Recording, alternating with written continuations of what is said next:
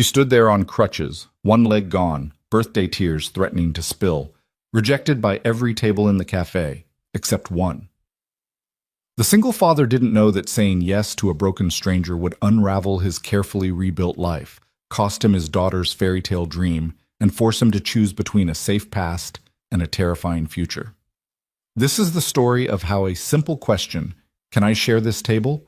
became the most dangerous 5 words Evan Hart ever heard. Stay until the end and comment what city you're watching from. I want to see how far this story travels.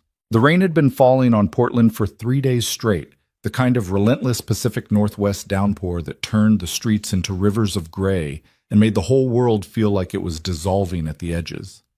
Inside the Cornerstone Cafe on Morrison Street, the windows were fogged with the breath of Saturday morning refugees, people who'd fled their cold apartments for the promise of coffee and the warmth of strangers pressed close together.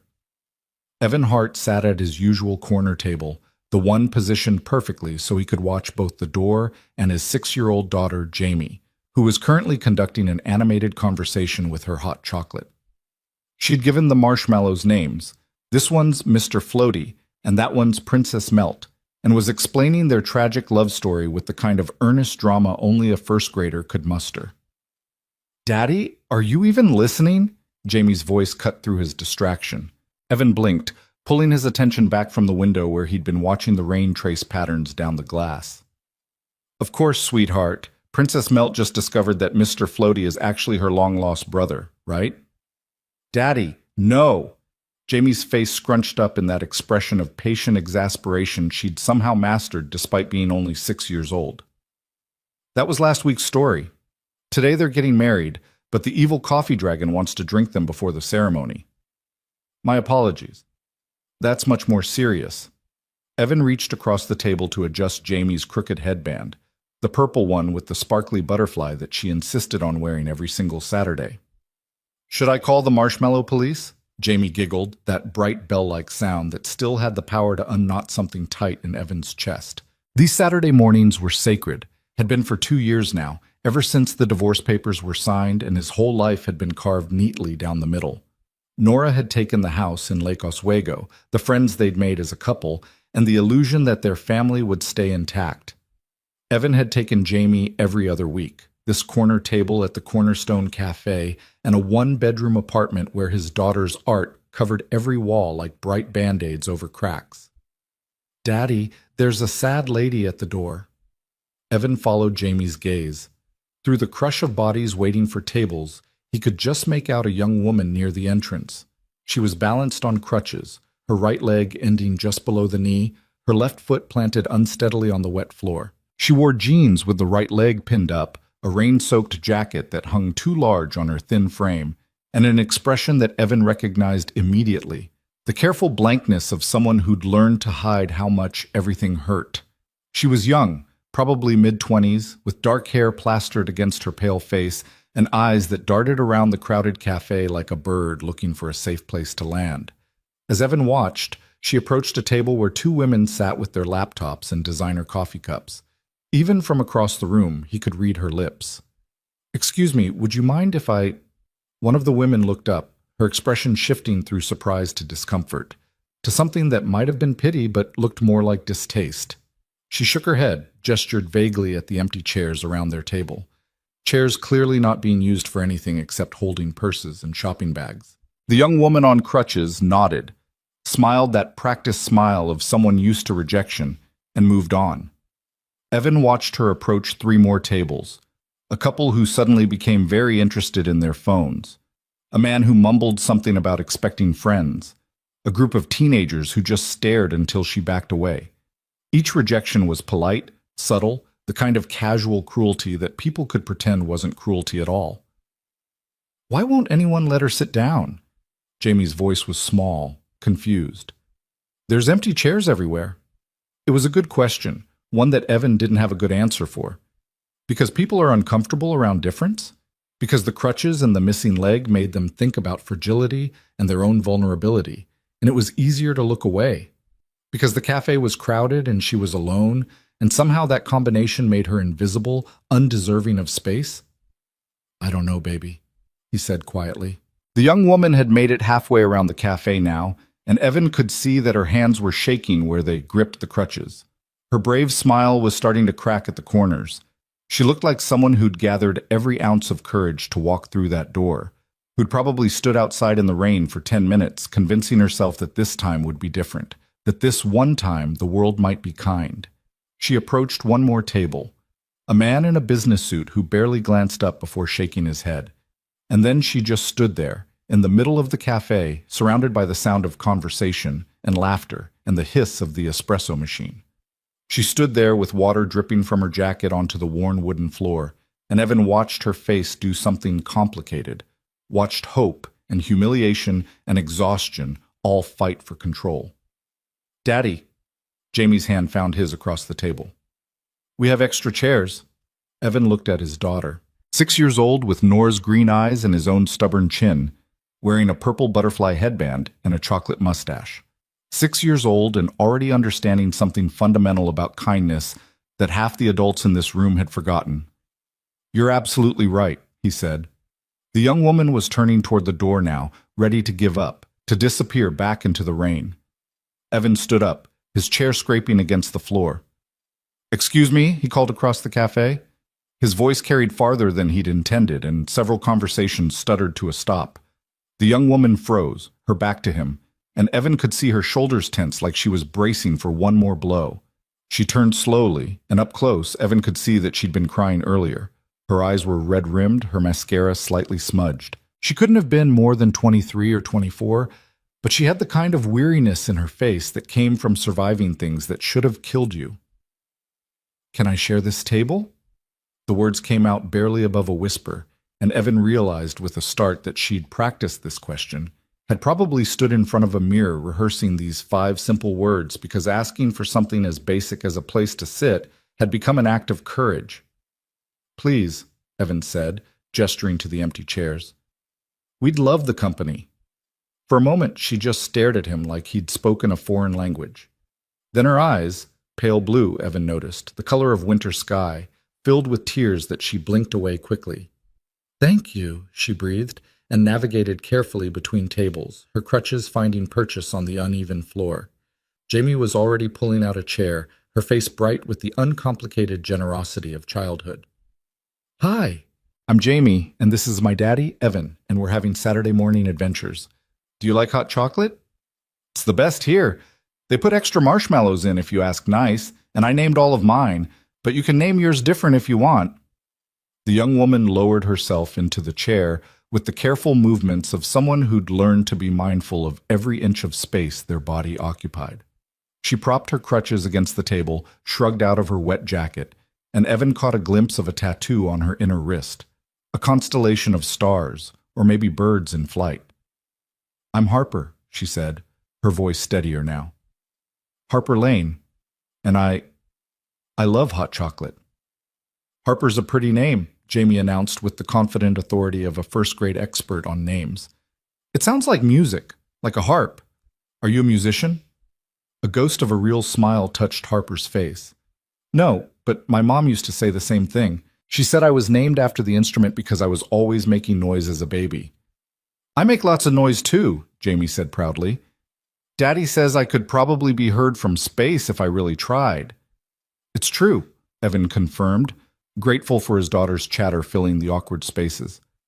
"We've considered renting her out to NASA as a communication device." Harper laughed, a small, surprised sound, like she'd forgotten how. Evan caught the server's attention and ordered another hot chocolate, watching as Harper's hands finally stopped trembling where they rested on the table. The cafe's noise had resumed around them, the moment of Evan's raised voice already forgotten in the Saturday morning bustle. But at their corner table, something fragile was taking shape, the beginning of a connection neither Evan nor Harper had been looking for. "So what brings you to the Cornerstone on this soggy Saturday?" Evan asked, trying to sound casual, normal, like he hadn't just watched her get rejected by half the cafe. Harper's fingers traced the rim of the empty water glass in front of her. "It's my birthday," she said quietly. 23 today." "It's your birthday?" Jamie's voice rose to that space communication level Evan had mentioned. "And you're spending it alone? That's the saddest thing I've ever heard. Daddy, We have to fix this. Jamie, Evan started, but Harper was already shaking her head. It's okay, really. I wanted to come here specifically. This place. Her eyes moved around the cafe, taking in the mismatched chairs, the local art on the walls, the chalkboard menu with its curling script. My family used to come here every Saturday morning. It was our tradition. My parents, my little sister Olivia, and me. We'd sit at that table over there. She pointed to a spot by the window, currently occupied by a couple absorbed in their newspapers. And my dad would always order the same thing, black coffee, extra hot. My mom would get the lavender latte, and Olivia and I would fight over who got more marshmallows in their hot chocolate. She said it all in present tense at first, then caught herself, and Evan watched her face do something complicated as she corrected. They used to come here. We used to. The hot chocolate arrived, a mountain of whipped cream and marshmallows that would have made Jamie jealous if she hadn't been so focused on Harper's story. Did they move away? Jamie asked with a 6-year-old's innocent directness. Harper's hands wrapped around the warm mug, and Evan saw her knuckles go white. No, sweetheart. There was an accident 2 years ago. An old building downtown, the Riverside Apartments on 3rd Avenue, had a gas line problem. Nobody knew until it was too late. The explosion happened on a Saturday morning. Her voice had gone flat, mechanical, like she was reciting facts from a news report about someone else's life. We were all home. I was the only one who made it out. The silence at their table felt like a physical thing, pressing down. Jamie's eyes were huge, her hot chocolate forgotten. That's where I lost my leg, Harper continued, and Evan realized she needed to say it all at once, to get it out before she lost the nerve. Crushed under debris. The doctor said I was lucky. I was in a part of the building that collapsed slower, gave the firefighters time to reach me. My mom, my dad, my little sister Olivia, she was only 8.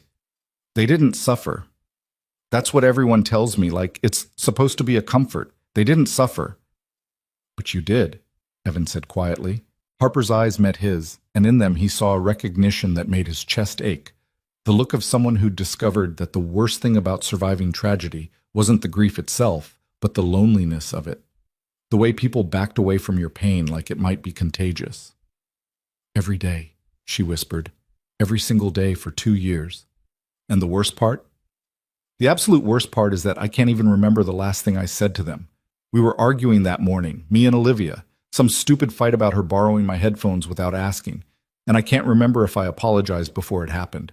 I can't remember if the last words I said to my baby sister were angry ones. Jamie slid out of her chair and crossed to Harper's side of the table before Evan could stop her. She climbed into the chair next to Harper and wrapped her small arms around the young woman's waist. I think you probably said you loved her, Jamie said, her voice muffled against Harper's shoulder. Because that's what sisters do.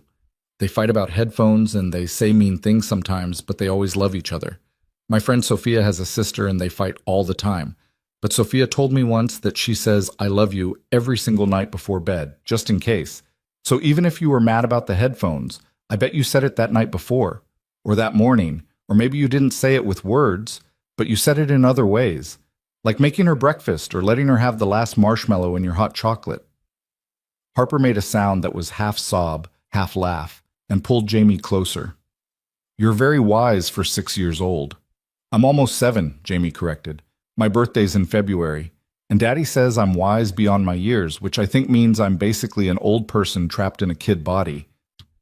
Evan felt something crack open in his chest, watching his daughter comfort this stranger with the same fierce tenderness she showed to wounded birds and sad characters in storybooks. He'd been so focused on protecting Jamie from the sharp edges of the world, from the divorce, from disappointment, from the knowledge that sometimes families just fell apart, that he'd forgotten to notice how much she'd already learned about putting broken things back together.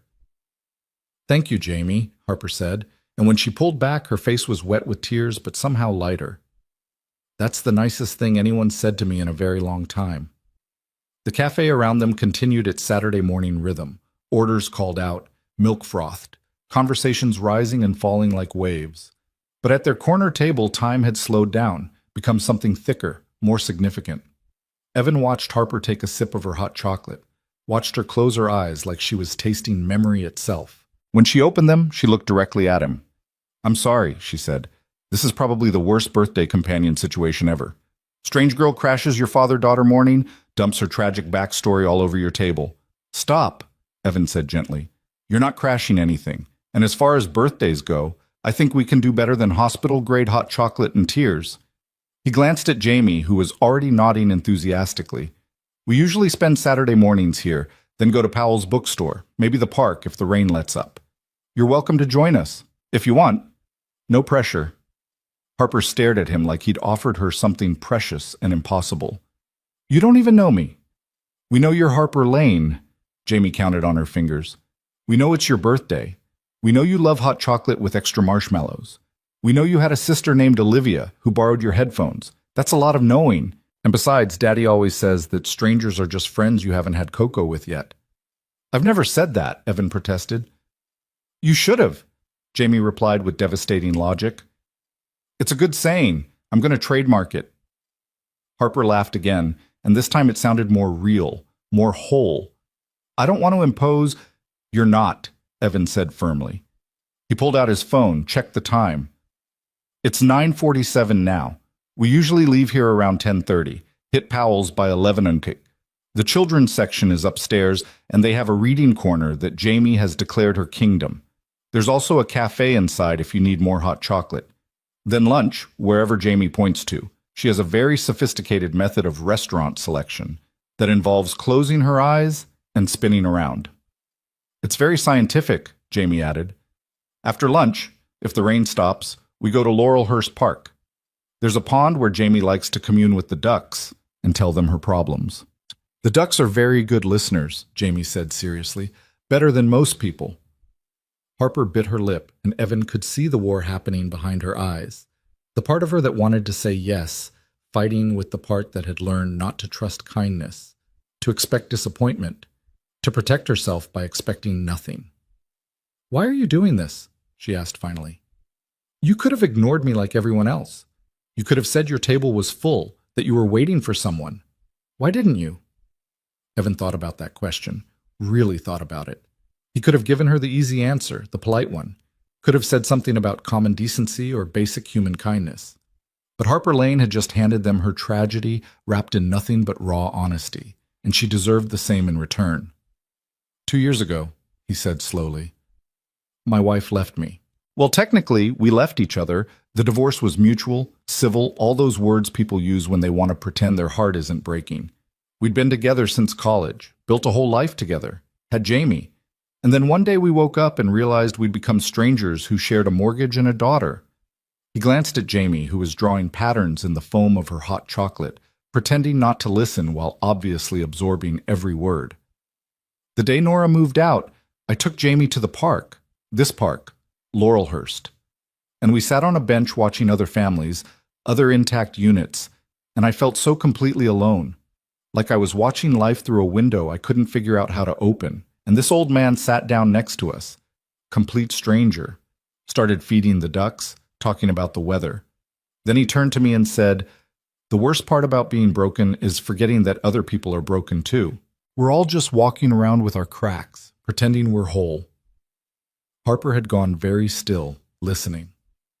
He told me his wife had died 3 years earlier, cancer. He said for months after, he'd come to this park and sit on this bench, and people would walk past him like he was invisible, because grief makes people uncomfortable.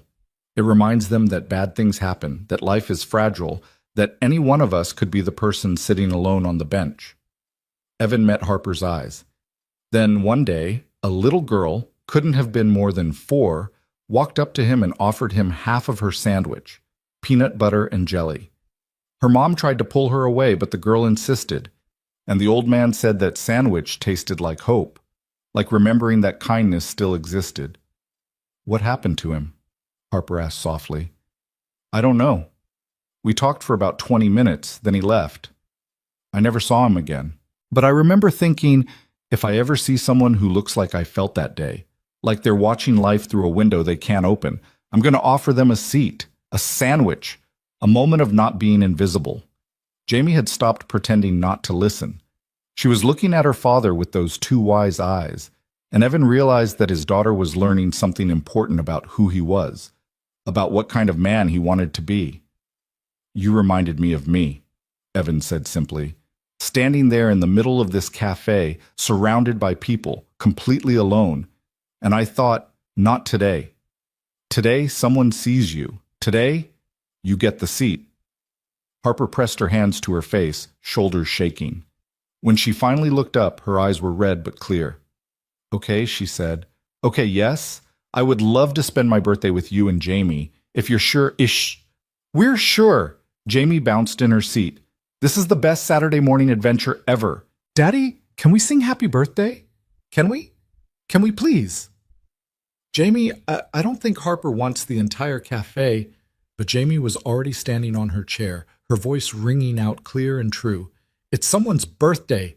Everyone has to sing." The cafe went quiet for a heartbeat, 50 strangers looking up from their coffee and conversations. Then, incredibly, someone joined in. One voice became two, became five, became a whole cafe full of people singing happy birthday to a young woman they'd never met, who half of them had rejected just minutes earlier. Harper covered her mouth with both hands, tears streaming down her face as the song swelled around her. When it ended, the cafe erupted in applause, and Harper, broken, beautiful Harper Lane, laughed with a joy that sounded like it had been buried for 2 years and was only now finding its way back to the surface. "Thank you," she whispered. "Thank you, thank you, thank you." Evan caught Jamie as she jumped down from her chair, swung her in a circle, and felt something shift in his chest, something that had been locked tight since the divorce, since the old man on the bench, since the day he'd realized that being a single father meant navigating grief and hope in equal measure.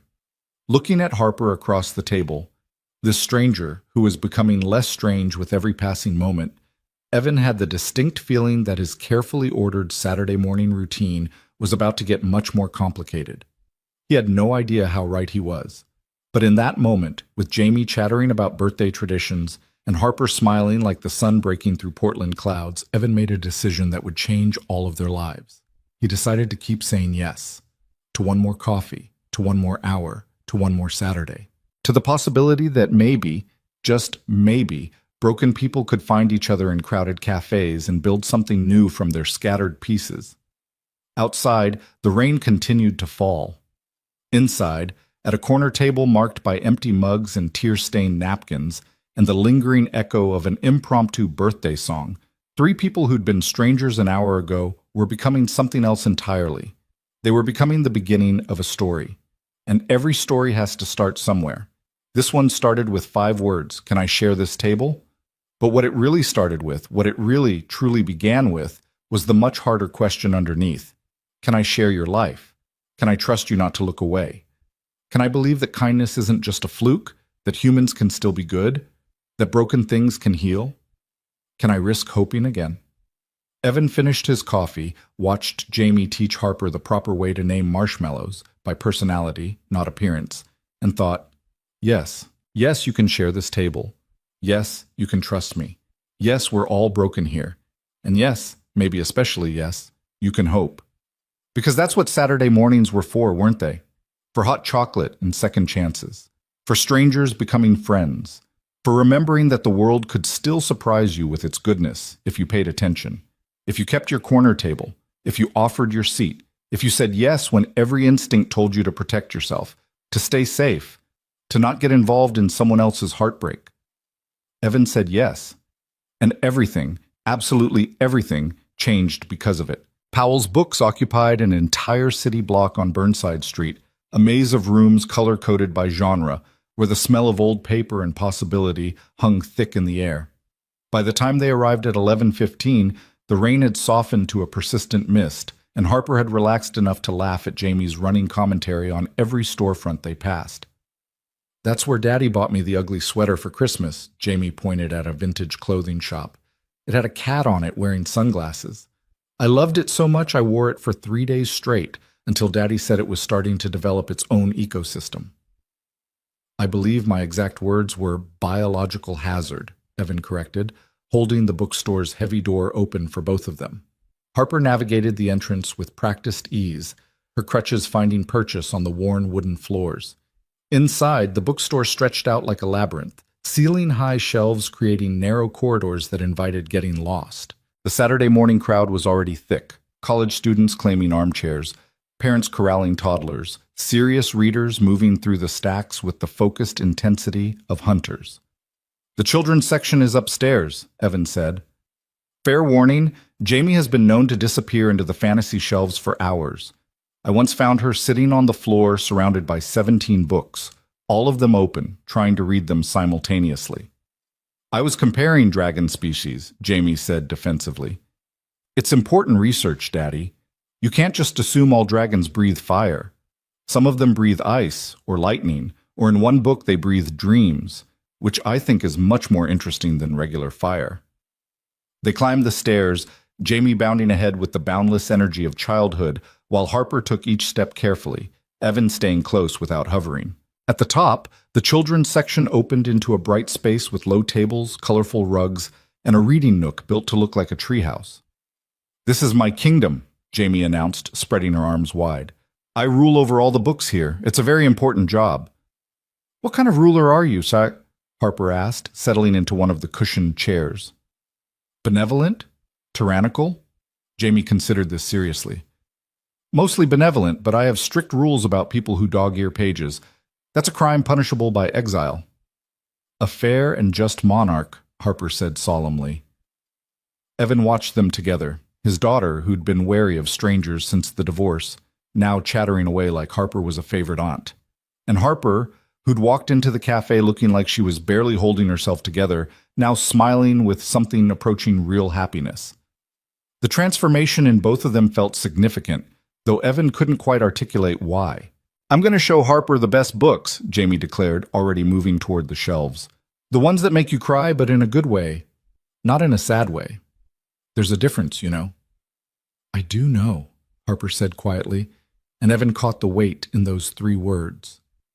For the next hour, they wandered through the children's section, Jamie pulling books from shelves and thrusting them into Harper's hands with passionate recommendations. "This one's about a girl who can talk to trees, and this one's about a boy who lives in a lighthouse and finds a mermaid, and this one's my favorite. It's about a fox who loses his tail but learns that he's still brave without it." Harper took each book carefully, reading back covers and first pages while Jamie provided director's commentary. Evan hung back, ostensibly browsing the picture books, but mostly just observing. There was something about watching Harper with his daughter that made his chest feel tight. The gentle way she listened, really listened, to Jamie's enthusiastic rambling, the way she asked questions that showed she was actually interested, not just being polite. "Harper, what kinds of books do you like?" Jamie asked eventually, flopping down on one of the floor cushions with her current pile of selections.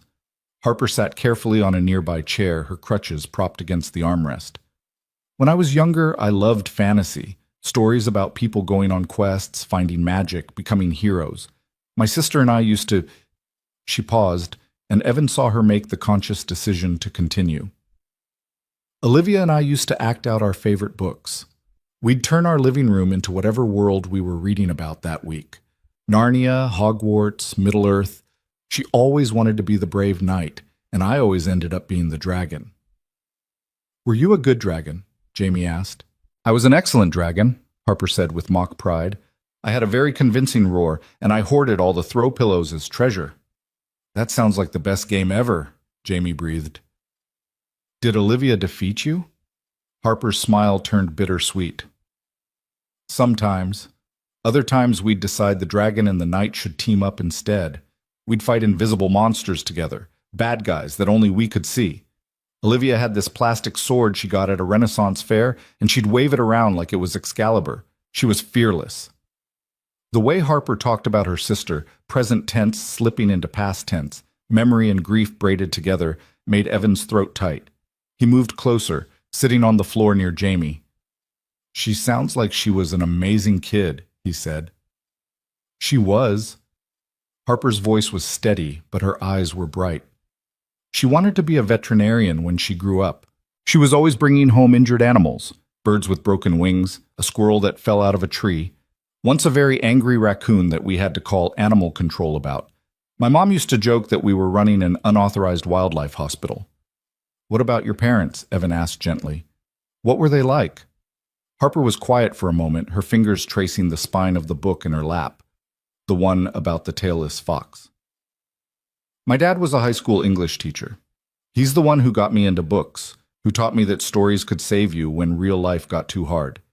He used to read to us every night, even when Olivia and I were probably too old for bedtime stories. He'd do all the voices, act out the dramatic parts. He was ridiculous and wonderful. And your mom? Jamie prompted softly. My mom was a social worker. She spent her days trying to keep families together, trying to help people who were drowning. She came home exhausted every night, but she never let us see how much it weighed on her. She had this thing she used to say, "We're all just doing our best with the broken pieces we've been given." I didn't really understand it when I was younger, but now, Harper's voice caught. Now I get it. We're all walking around with our cracks, trying to hold ourselves together. Evan felt something click into place, a recognition that went bone deep. That's almost exactly what the old man in the park said to me, the one I told you about. Harper looked up, meeting his eyes. Maybe that's just the truth everyone eventually learns. We're all broken. The question is whether we try to hide it or whether we let other people see the cracks. I think the cracks are the best part, Jamie announced with 6-year-old wisdom. Daddy, remember when I dropped my favorite mug and it shattered and you glued it back together with that gold stuff? And you said it was even more beautiful now because you could see where it had been broken. Kintsugi, Evan said. Japanese art of repairing pottery with gold. The philosophy is that the breakage and repair become part of the object's history, not something to hide. Harper stared at him, then at Jamie, then down at her hands. I've never thought about it that way.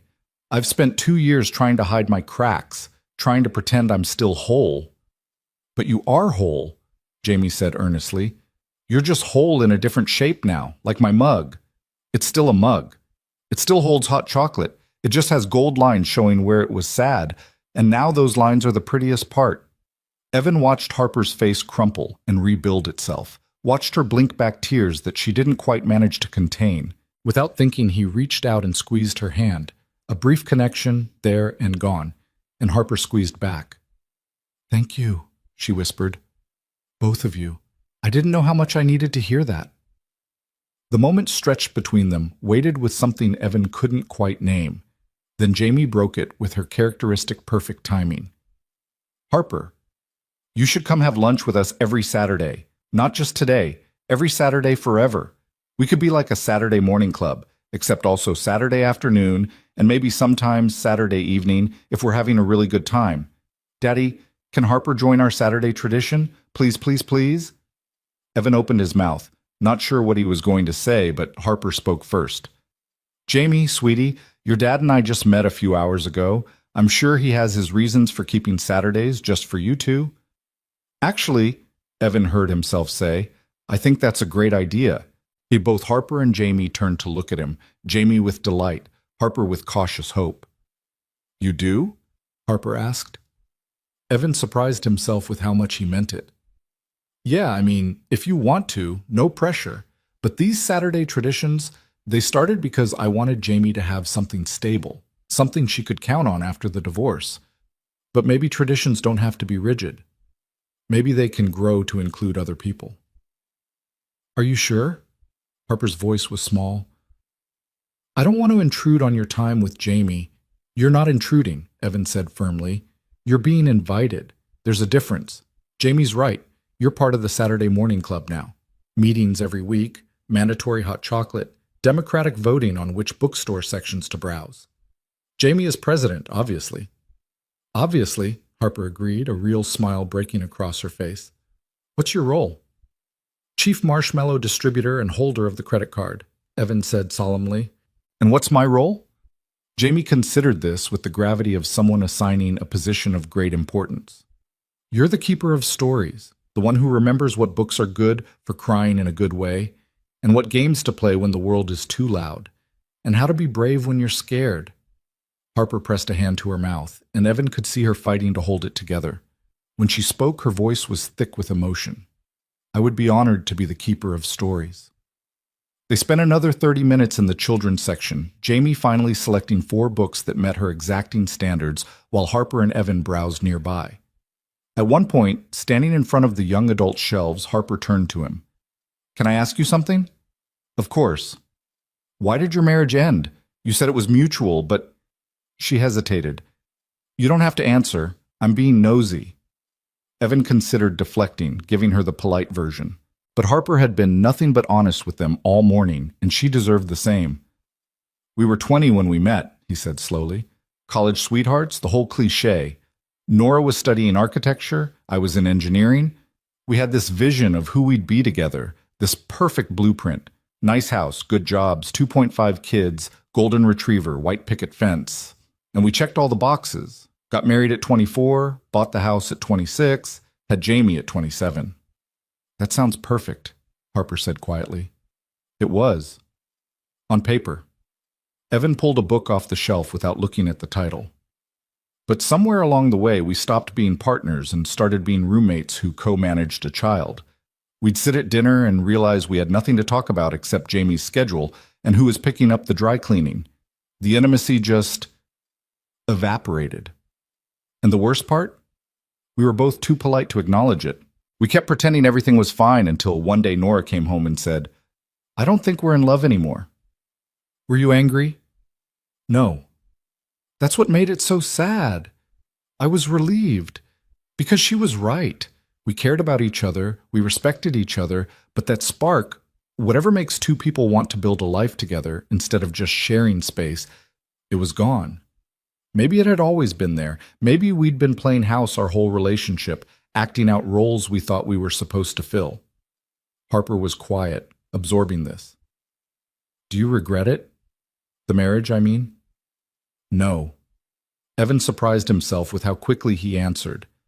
"Because of Jamie, and because I learned something important. You can do everything right and still end up wrong. You can check every box and still be unhappy. The trick is figuring out what actually matters, not what you think is supposed to matter." "And what actually matters?" Evan looked across the room to where Jamie was sprawled on a cushion, reading one of her selected books with absolute focus, her tongue poking out the corner of her mouth the way it always did when she was concentrating. "That," he said simply. "Moments like this. Real connection. People who see you, really see you, and don't look away. It's rarer than you'd think." Harper followed his gaze. "She's lucky to have you." "I'm lucky to have her. She's the one who keeps me honest. Kids don't let you hide behind polite fictions. They ask the hard questions. They call you out when you're being fake." "Is that why you said yes when I asked to share your table?" Harper asked. "Because Jamie would have called you out if you'd said no?" Evan shook his head. "I said yes because I wanted to. But I'm grateful that Jamie's presence made it easier to be the person I want to be. She's my conscience, in the best way." They collected Jamie and her books, checked out at the register, and stepped back into the Portland afternoon. The rain had stopped completely, leaving the city washed clean and smelling of wet pavement impossibility. "Lunch?" Evan suggested. Jamie closed her eyes, spun in a circle with her arm extended, and when she stopped, she was pointing directly at a small Vietnamese restaurant across the street. "The scientific method has spoken," Evan declared. Over bowls of pho and spring rolls, the conversation flowed easier than it had any right to.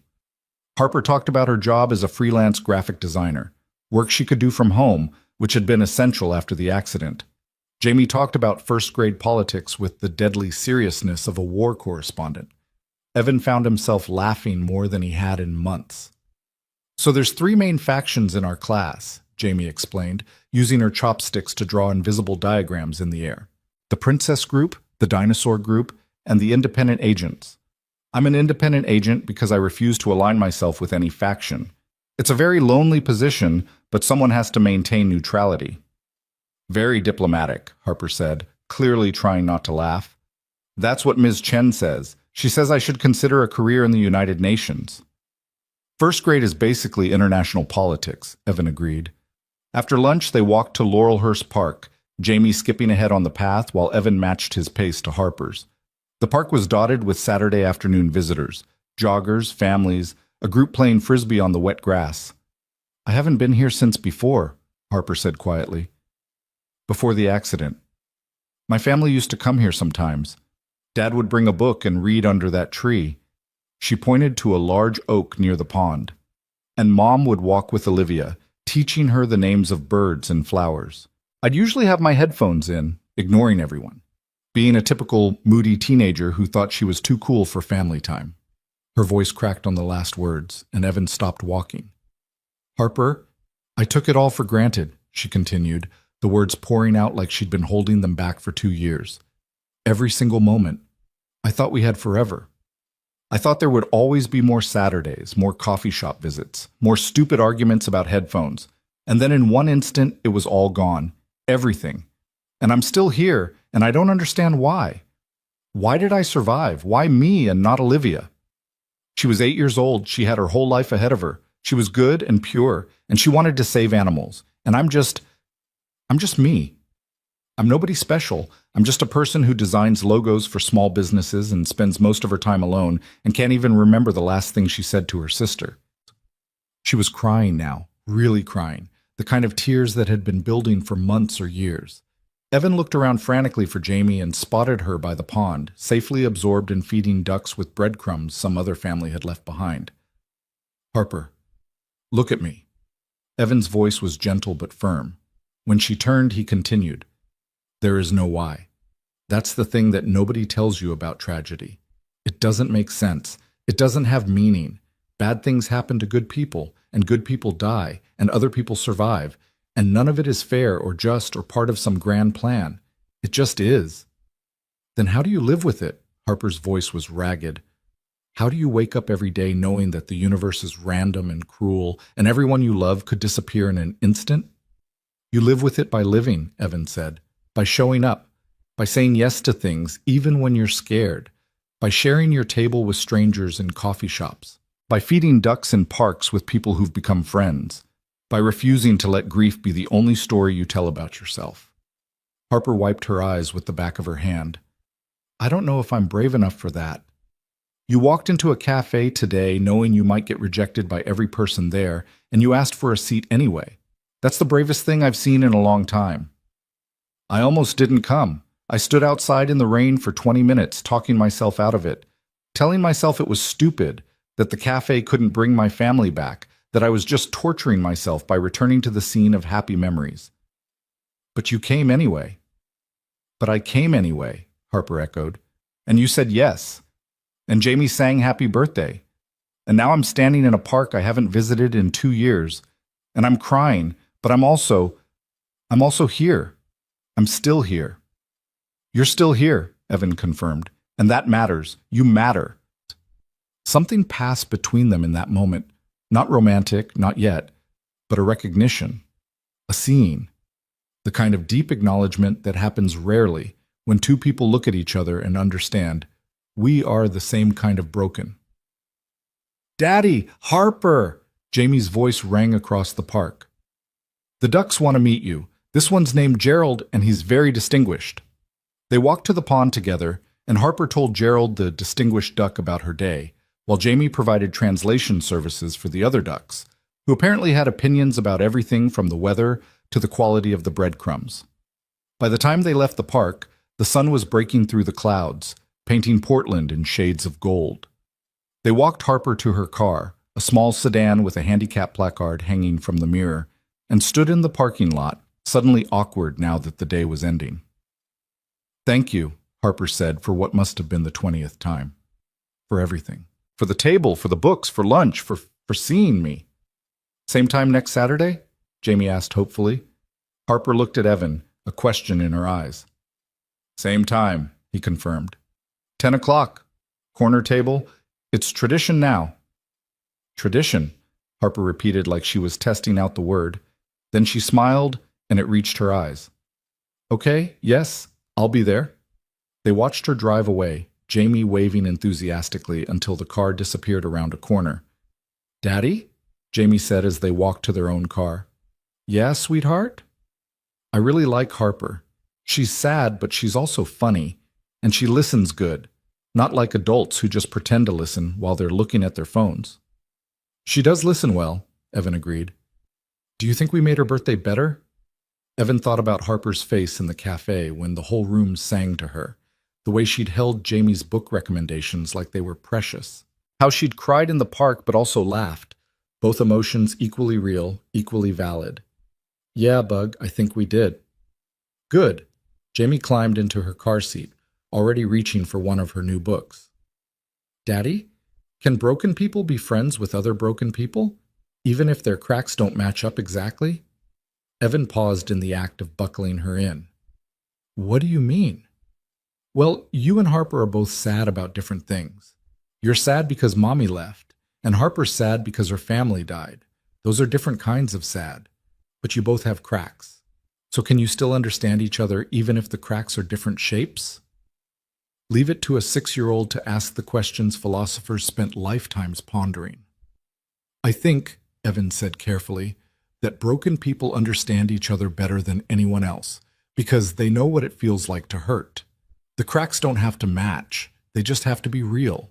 And when you're real with someone else who's real, that's when you can really see each other. Jamie nodded like this made perfect sense. That's what I thought. I think Harper needed to meet us, and maybe we needed to meet her too. Maybe we did, Bug. Maybe we did. That night, after Jamie was in bed, Evan sat in his small living room and thought about the strange, unexpected gift of the day. He'd woken up that morning expecting a normal Saturday, coffee, cocoa, books, maybe the park if the weather cooperated. He'd expected routine, safety, the comfortable predictability of a tradition carved out in the aftermath of divorce. Instead, he'd met Harper Lane. And now there was a crack in his carefully constructed life. Not a bad crack, but an opening. A space where something new might grow. His phone buzzed, a text from an unknown number. This is Harper. Jamie gave me your number. Hope that's okay. Just wanted to say thank you again for today. It was the best birthday I've had in 2 years. See you next Saturday. H. Evan stared at the message for a long moment, then typed back. Glad you joined us. Same table next week. Fair warning, Jamie's already planning your next birthday. I believe she mentioned something about a dragon costume. E. The response came quickly. I have an excellent roar. Prepare yourself. H. Evan smiled at his phone like an idiot, then caught himself and put it down. This was nothing, just a new friend. Someone to add to their Saturday routine. Nothing more complicated than that. But even as he told himself this, even as he tried to convince himself that he was just being kind, just being a good human, Evan knew the truth. Something had shifted today. The question was whether that shift would bring them closer together or tear them apart. He didn't have an answer yet, but for the first time in 2 years, he wanted to find out. The Saturdays multiplied like pages in a story neither of them had planned to write. One became 2, became 5, became 3 months of corner tables and hot chocolate, and the comfortable rhythm of people learning how to be in each other's lives. Harper showed up that second Saturday with a visible nervousness that melted the moment Jamie launched herself across the cafe in greeting. By the fourth Saturday, she was arriving early, claiming their table before Evan and Jamie even walked through the door. By the 8th, she knew their orders by heart and had them waiting. Extra marshmallows for Jamie, black coffee for Evan, and a lavender latte for herself that she swore was better than the one her mother used to order. You're building your own tradition, Evan observed one morning in late September, watching Harper arrange the drinks just so, Jamie's hot chocolate in the center, flanked by the adult beverages like protective sentries. Is that allowed? Harper asked, that familiar flicker of uncertainty crossing her face. Or am I overstepping? Harper, you've been here every Saturday for 3 months. I think we're past the overstepping phase. You're practically furniture at this point. She threw a sugar packet at him. Furniture. That's romantic. The word hung in the air for a beat too long. Romantic. And they both looked away quickly, suddenly fascinated by their respective beverages. Because that was the thing neither of them was acknowledging. Somewhere between the second Saturday and the 20th, something had shifted. The friendship that had formed in grief and kindness was developing edges, complications, the kinds of feelings that made Evan catch himself staring at the way Harper tucked her hair behind her ear, or the sound of her laugh when Jamie said something particularly absurd, but they didn't talk about it. They stayed safely in the realm of Saturday traditions and text messages about book recommendations, and the occasional weeknight coffee that they both pretended was casual and meaningless. Then the Saturdays started expanding. After Powell's and lunch in the park, they'd find reasons to keep going. A new ice cream place Jamie wanted to try, a street fair in Northwest Portland, a matinee showing of some animated movie that gave them an excuse to sit in the dark and share popcorn while Jamie provided running commentary on the plot. The dragon should team up with the princess, Jamie whispered loudly during one such movie. They'd be much better as partners than enemies. Why does everyone always assume they have to fight? Because conflict is the engine of narrative, Harper whispered back. But you're right. The best stories are about enemies becoming friends. Evan felt something twist in his chest at those words. Enemies becoming friends. And wondered what that made him and Harper. They'd never been enemies.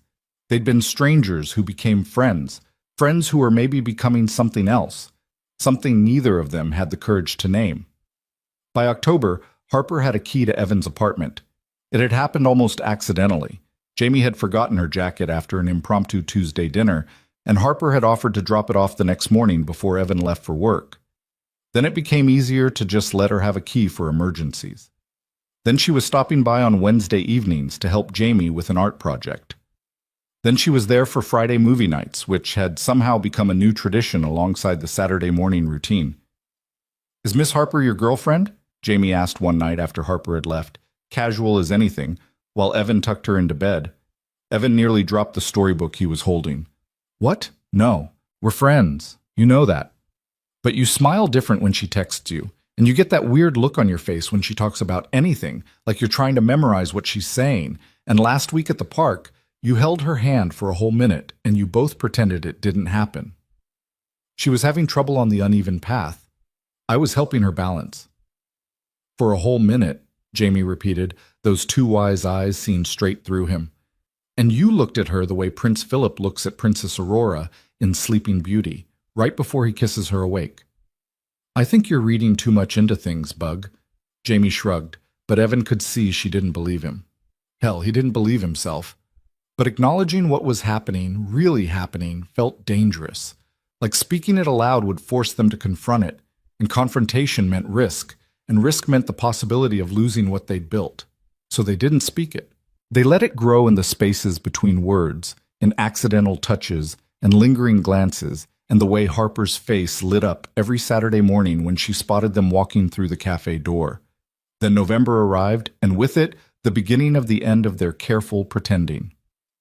Evan's phone rang on a Wednesday evening, Jamie's name lighting up the screen. But it wasn't Jamie's voice when he answered. "Evan, it's Nora." His ex-wife's voice was tight with forced cheerfulness. "Jamie wanted to call you, and I thought, well, I have some news. Can you talk?" A cold feeling settled in Evan's stomach. "What's wrong? Is Jamie okay?" "She's fine. Great, actually. We're both fine. Better than fine." Nora took a breath. "I'm moving back to Portland. Got offered a position at a firm downtown starting in January. I'll be able to see Jamie much more regularly. Isn't that wonderful?" The word wonderful echoed strangely in Evan's ears. Wonderful. His ex-wife, who'd moved to Seattle after the divorce for a better opportunity, was coming back. The woman he'd once loved, once married, once built a whole life with, was returning to the city, to their daughter's everyday existence, to... "That's great, Nora," he managed. "Jamie must be excited." "She is. She's already planning all the things we'll do together." A pause, weighted with something Evan couldn't quite identify. "Actually, Evan, there's something else. Something I wanted to discuss with you, but maybe not over the phone. Could we meet for coffee, maybe this Saturday?" Saturday. Their Saturday. His and Jamie's and Harper's Saturday. "I usually have plans Saturday mornings. Please, Evan. It's important. It's about us. About our family." Our family. The words landed like stones in still water, sending ripples in every direction. "Okay," he heard himself say. "Saturday. But not the morning. Afternoon, maybe 2 o'clock? Perfect. I'll text you the location. And Evan, I'm glad we're doing this. I think we have a lot to talk about." The call ended and Evan stood in his kitchen holding his phone, feeling like the ground had just shifted beneath his feet. Before he could process what had happened, Another text came through. This one from Harper. Jamie just called me. She's over the moon about her mom moving back. She said something about her parents maybe getting back together. I told her that's between you and Nora, but are you okay? Evan stared at the message. Jamie had called Harper. When had his daughter and Harper started having their own relationship, separate from him? When had Harper become the person Jamie called to share exciting news? He typed back, I'm fine. We'll talk Saturday? The response came immediately. Of course. Corner table, 10 a.m., always. H. But Saturday felt different from the moment Evan and Jamie walked through the cafe door. Harper was already there, 2 hot chocolates and a coffee waiting. But her smile didn't reach her eyes, and there was a tension in her shoulders that hadn't been there last week. Jamie, oblivious to the undercurrents, launched into a breathless recap of all the plans she'd made with her mother. And Mommy says we can go to the zoo every month, and she wants to take me to the Children's Museum, and maybe we can have dinner together sometimes, all 3 of us, like a real family again. Harper's hand tightened around her mug. Evan watched her watch Jamie, saw the moment something shuddered behind her eyes. That sounds wonderful, sweetie, Harper said, her voice bright and brittle. You must be so happy. I am. I mean, I love our Saturdays with you, Miss Harper, but having Mommy back means everything can be like it was before. Before the divorce, before everything got sad. Daddy, don't you think that would be amazing? Evan looked at his daughter, her hopeful face, her absolute faith that broken things could be unbroken, that families torn apart could be stitched back together, and felt something crack in his chest. Bug, it's more complicated than that. But you and Mommy loved each other once, right? And people who love each other should be together. That's how all the stories work. The prince and princess always end up together. Real life isn't a fairy tale, Evan said gently. But it could be, Jamie insisted. If everyone just tried harder, if you both just remembered why you fell in love in the first place. Harper stood abruptly, her chair scraping against the floor. I need to use the restroom. Excuse me. She grabbed her crutches and moved away from the table with more speed than grace, and Evan watched her go, his stomach twisting with a complicated knot of emotions he couldn't untangle. Did I say something wrong? Jamie asked, her confidence faltering. No, sweetheart. You're excited, and that's okay. But Harper... He paused, trying to find the right words. Harper's situation is different from yours. She lost her family in a way that can't be fixed. Hearing about families getting back together might be hard for her. Understanding dawned slowly on Jamie's face. Oh no, I didn't think... Daddy, I made her sad. You didn't mean to, but maybe when she comes back we can talk about something else, okay? But when Harper returned, she was wearing that careful mask Evan had seen on the first day they met, the brave smile that hid everything real underneath. And she kept it on for the rest of the morning, through Powell's and lunch and even the park, maintaining a cheerful distance that felt like miles. When they finally said goodbye in the parking lot, Harper's hug was brief, her smile tight. See you next week, she said, but it sounded like a question. Harper, wait. Evan caught her arm gently. Are you okay? Really? She looked at him for a long moment, and he could see her weighing what to say, whether to be honest or maintain the pretense that everything was fine. I'm happy for Jamie, she said finally. I am. She deserves to have both her parents in her life. She deserves... Her voice caught. She deserves her fairy tale. Even if... She stopped, shook her head. I'll see you next Saturday, Evan. She drove away before he could respond, and Evan was left standing in the parking lot with the sinking feeling that something irreparable had just happened. His meeting with Nora that afternoon confirmed it. They met at a coffee shop in Northwest Portland, neutral territory. Nora looked good, better than she had at the end of their marriage.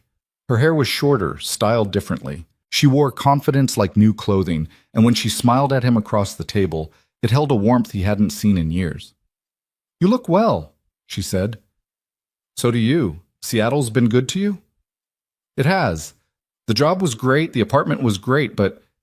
She wrapped her hands around her latte. It wasn't home, and I've been doing a lot of therapy, Evan. A lot of thinking about what went wrong between us, why I ran instead of fighting for our marriage. A warning bell started ringing in Evan's head. Nora. Let me finish, please. She leaned forward. I left because I was scared. Scared that we'd become our parents, trapped in a marriage that was more obligation than love. But I realize now that I didn't give us a real chance. I left at the first sign of trouble instead of doing the hard work. We both left, Evan said carefully. The divorce was mutual. Was it, though? Or did you just agree because I asked? Because that's what we did, right? We were so busy being polite, being civil, that we never fought for anything. Her eyes were bright. I'm back now.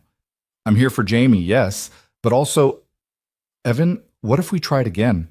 What if we gave us another chance, a real chance this time? The words landed like physical blows. Evan sat back, his mind racing. You can't be serious. I'm completely serious. We're older now, wiser. We know what didn't work before. We could build something better, something real. For Jamie's sake, if nothing else. She wants this so badly, Evan. You should have seen her face when I suggested it might be possible. You told Jamie we might get back together?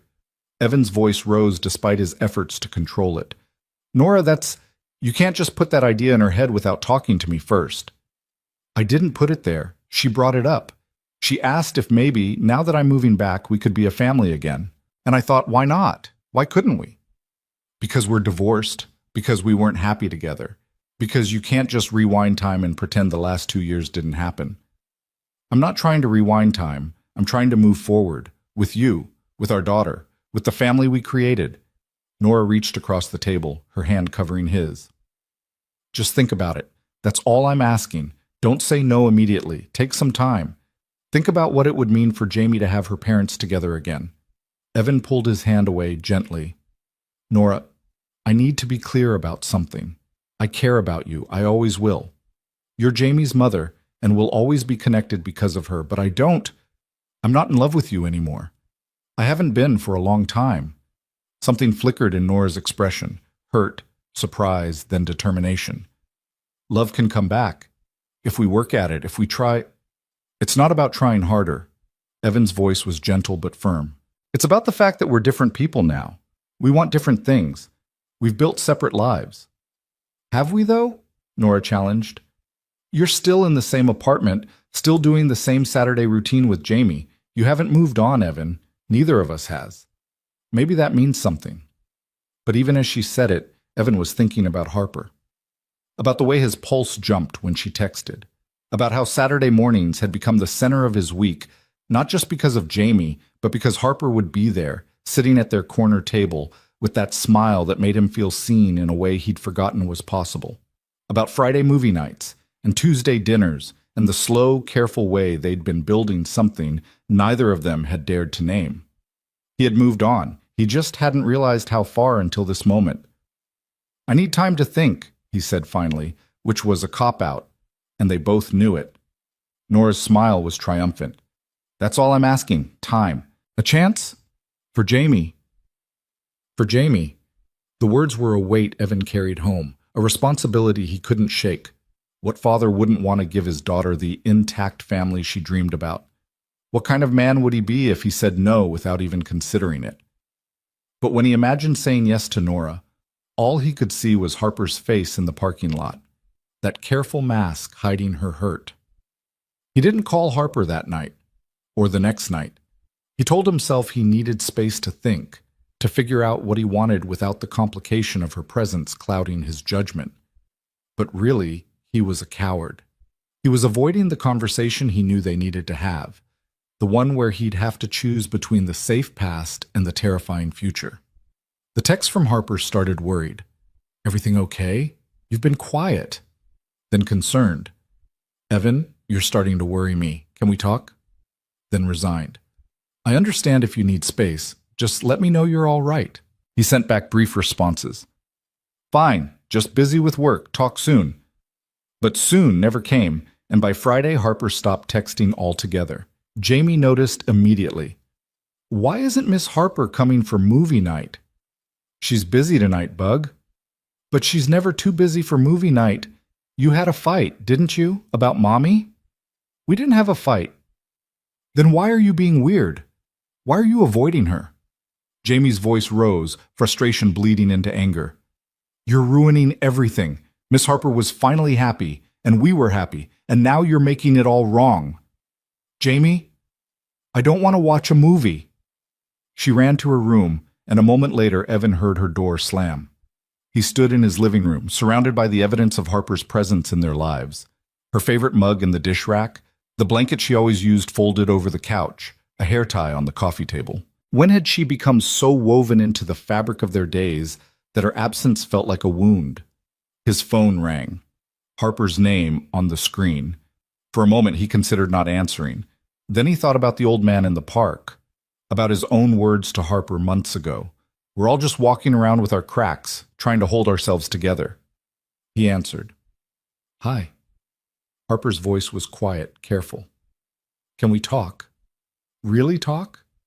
Yeah, we should. Not on the phone, in person. Tomorrow? Before our regular Saturday time? Harper, about tomorrow. Please, Evan, just please. Meet me at the cafe, 9 o'clock, before Jamie. Just us. He heard something in her voice that made his chest tight. A finality, a resignation, like she already knew how this conversation would end. Okay, 9 o'clock. The call ended and Evan sat on his couch holding his phone, feeling like he'd just agreed to something irrevocable. He didn't sleep that night. Every time he closed his eyes, he saw two versions of his future. One with Nora, safe and familiar, giving Jamie the intact family she dreamed of. The other with Harper, uncertain and terrifying and full of the kind of hope that had nearly destroyed him once before. By the time 9 o'clock rolled around, Evan had rehearsed a dozen different speeches.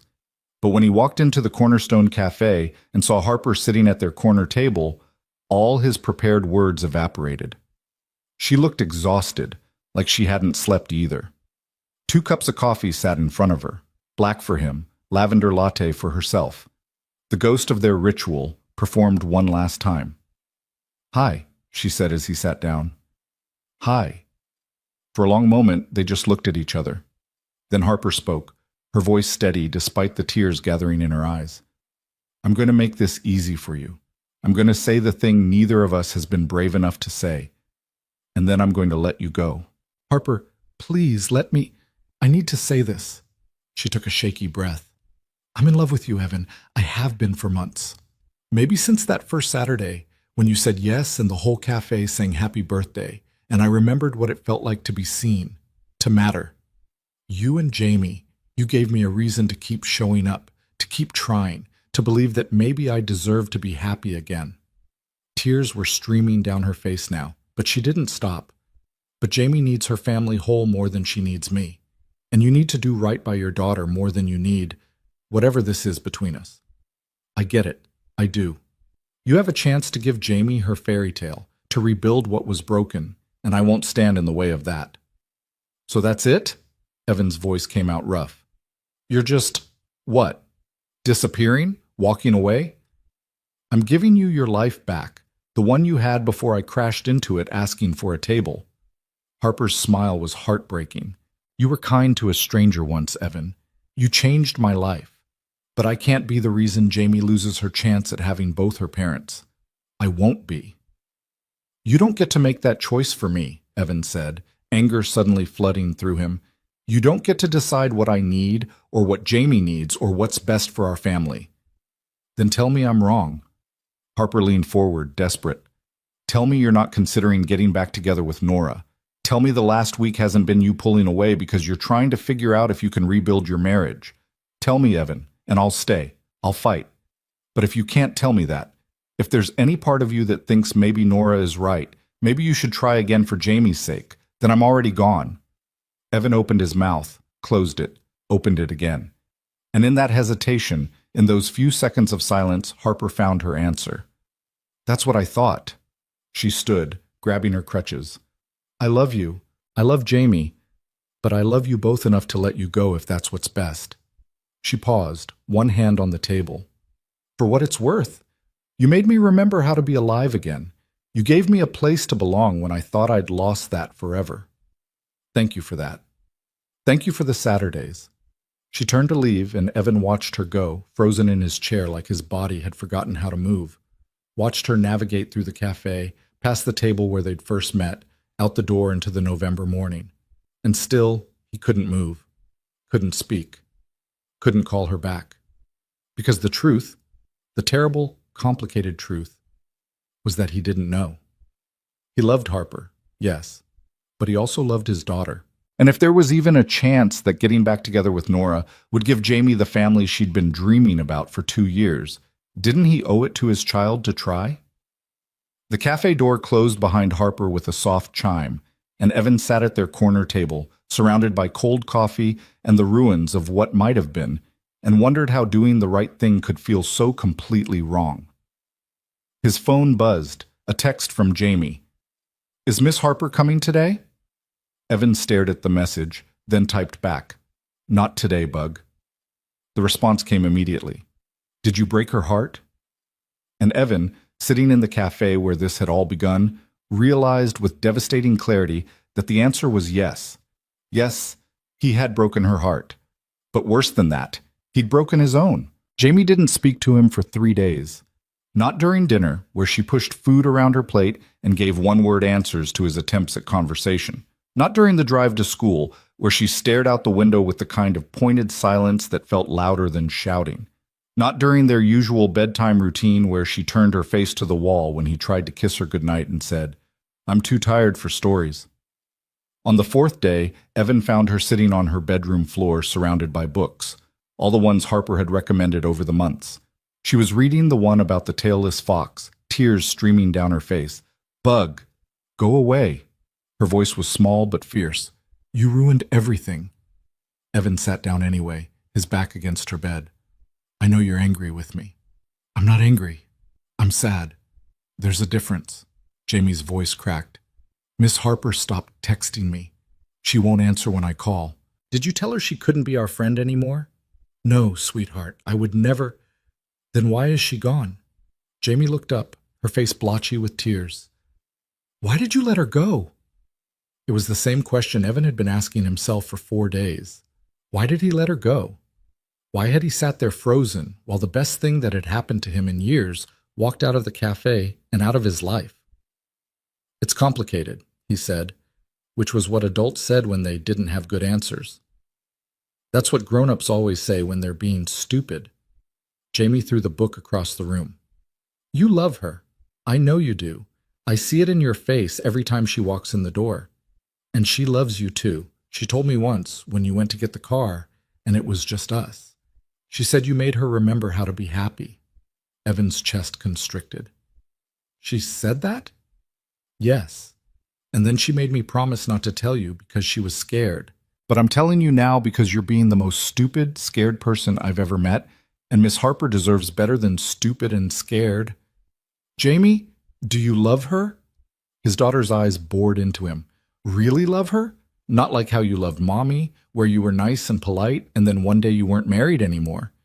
Do you love her the way the fox loves his family in the book, even though he's different now? Do you love her enough to be brave?" The question landed like a punch. Did he love Harper enough to be brave?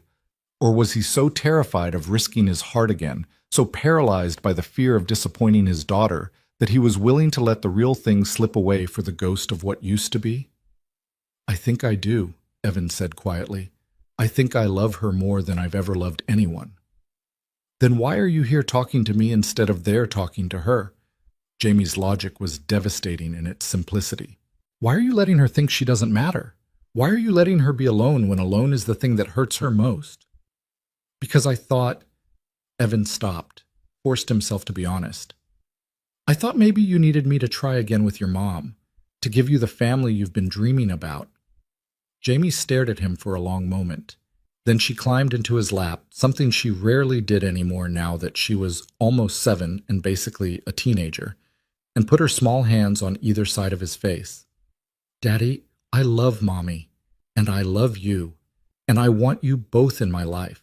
But I don't need you to be married to each other for me to have a family.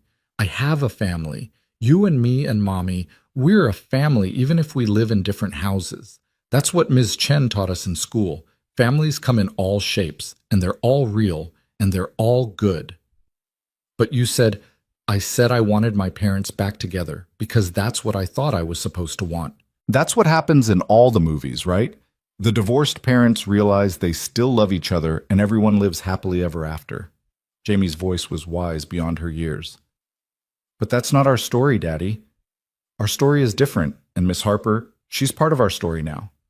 Or she was, until you got scared and made her leave. Evan held his daughter close, breathing in the scent of her strawberry shampoo, feeling the weight of her trust, her wisdom, her fierce little heart that somehow understood more about love than he did. "You're right," he whispered. "You're absolutely right. I've been so stupid." "The stupidest," Jamie agreed. "But you can fix it.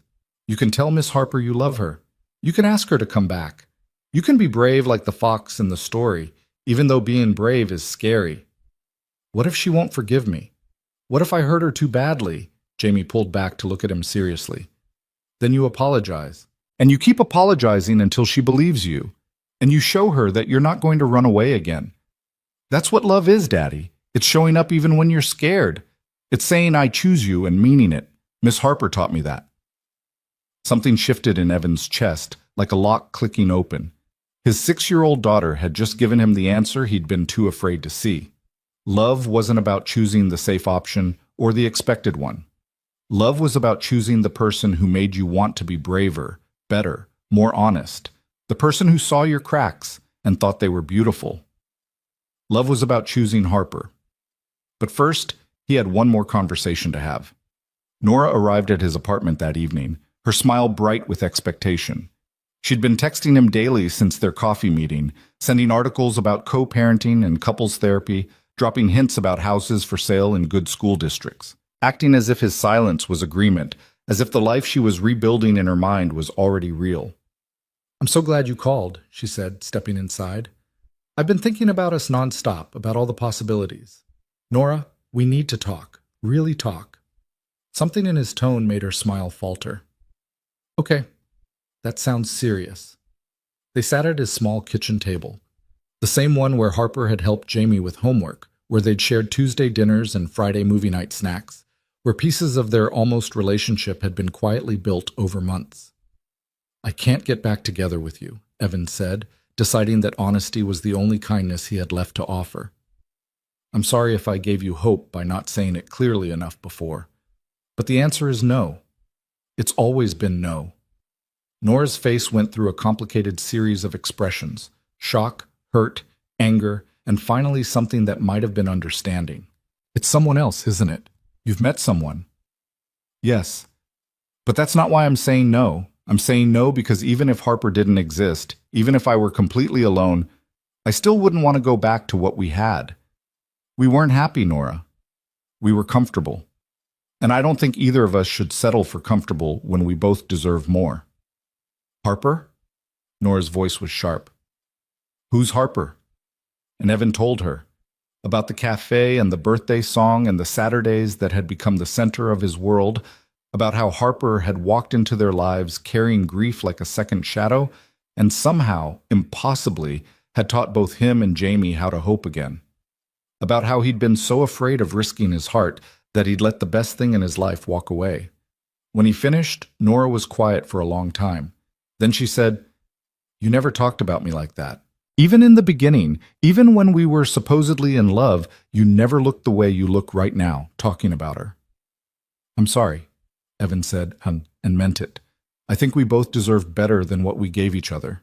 We tried to force ourselves into shapes that didn't fit, and we hurt each other in the process." "I'm in therapy," Nora said suddenly. "Did I mention that?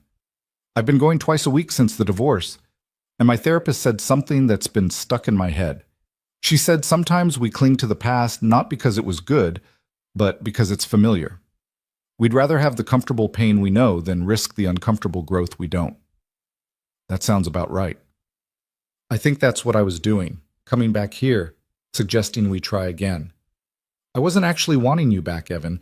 I was wanting the safety of what I already knew, the script I'd already memorized." She smiled sadly. "But you've gone off script. You found something real, something that scares you precisely because it matters. And I'm weirdly proud of you for that." Evan felt something unknot in his chest.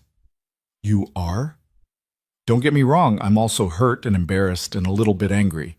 But mostly I'm proud. Because the Evan I was married to would have said yes to getting back together. He would have chosen the safe option, the one that looked good on paper, even if it made him miserable. This Evan, the one who fell in love with a woman who shares his trauma and his hope, this Evan is braver than the one I knew. I don't feel brave. I feel terrified. That's because you actually have something to lose now. When we were together, we were both so numb we couldn't even feel it when we lost each other. Nora reached across the table and squeezed his hand. Go get her back. Go tell her what you told me. Go be the brave version of yourself. What about Jamie? What do we tell her? We tell her the truth, that her parents love her more than anything, that we're going to co-parent with respect and kindness, and that sometimes the best thing parents can do for their kids is show them what real love looks like, even if it's not with each other. They talked for another hour, working out details and logistics, rebuilding their relationship on the stronger foundation of friendship and mutual respect. When Nora finally left, she paused at the door. This Harper, she's good for you? She's everything, Evan said simply. Then don't let her get away. Women like that, women who can survive what she's survived and still have the courage to love, they're rare. And they deserve men who are brave enough to love them back. After Nora left, Evan stood in his apartment, surrounded by reminders of Harper's presence, and pulled out his phone. His fingers hovered over her contact information. Then he remembered what Jamie had said. Love is showing up even when you're scared. A text wasn't showing up. A text was hiding. He grabbed his keys. Harper's apartment was in Southeast Portland, a small one-bedroom above a Thai restaurant that she'd mentioned exactly once in passing. Evan had filed the information away without thinking about it, the way you unconsciously memorize details about people who matter to you.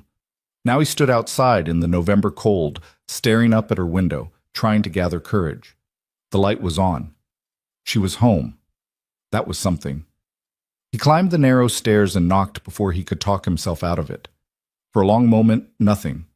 Then footsteps, slow and uneven. The door opened a crack and Harper's face appeared. No makeup, red-rimmed eyes, wearing an oversized sweatshirt that swallowed her small frame. Evan? She sounded shocked, then wary. What are you doing here? Can I come in, please? I have things I need to say. Harper hesitated, and Evan could see her weighing whether to let him in or shut the door in his face. He wouldn't have blamed her if she chose the latter.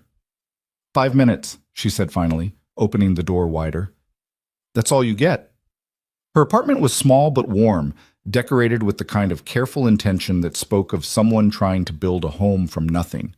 Photos on the walls, her family before the accident, her as a child, a young girl who must have been Olivia. Books everywhere, art supplies scattered across a desk by the window, a half-finished graphic design project glowing on her laptop screen. This was Harper's life, the pieces of herself she'd built in the aftermath of tragedy, and Evan had been invited into it for 5 minutes. Just 5 minutes to not screw everything up. I talked to Nora, he said, deciding that honesty was his only option.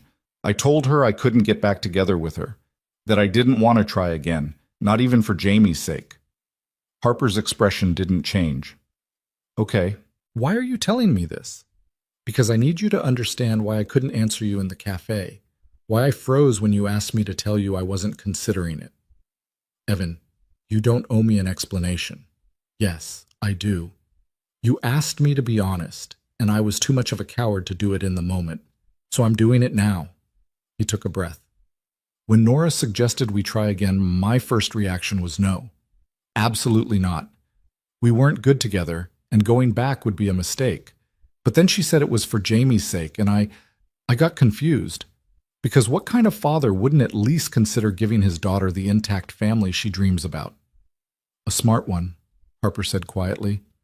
A father who understands that an unhappy home with both parents is worse than a happy life with them separate. I know that now. Jamie told me basically the same thing in slightly more colorful language. But in that moment, sitting across from you in the cafe, I couldn't see it.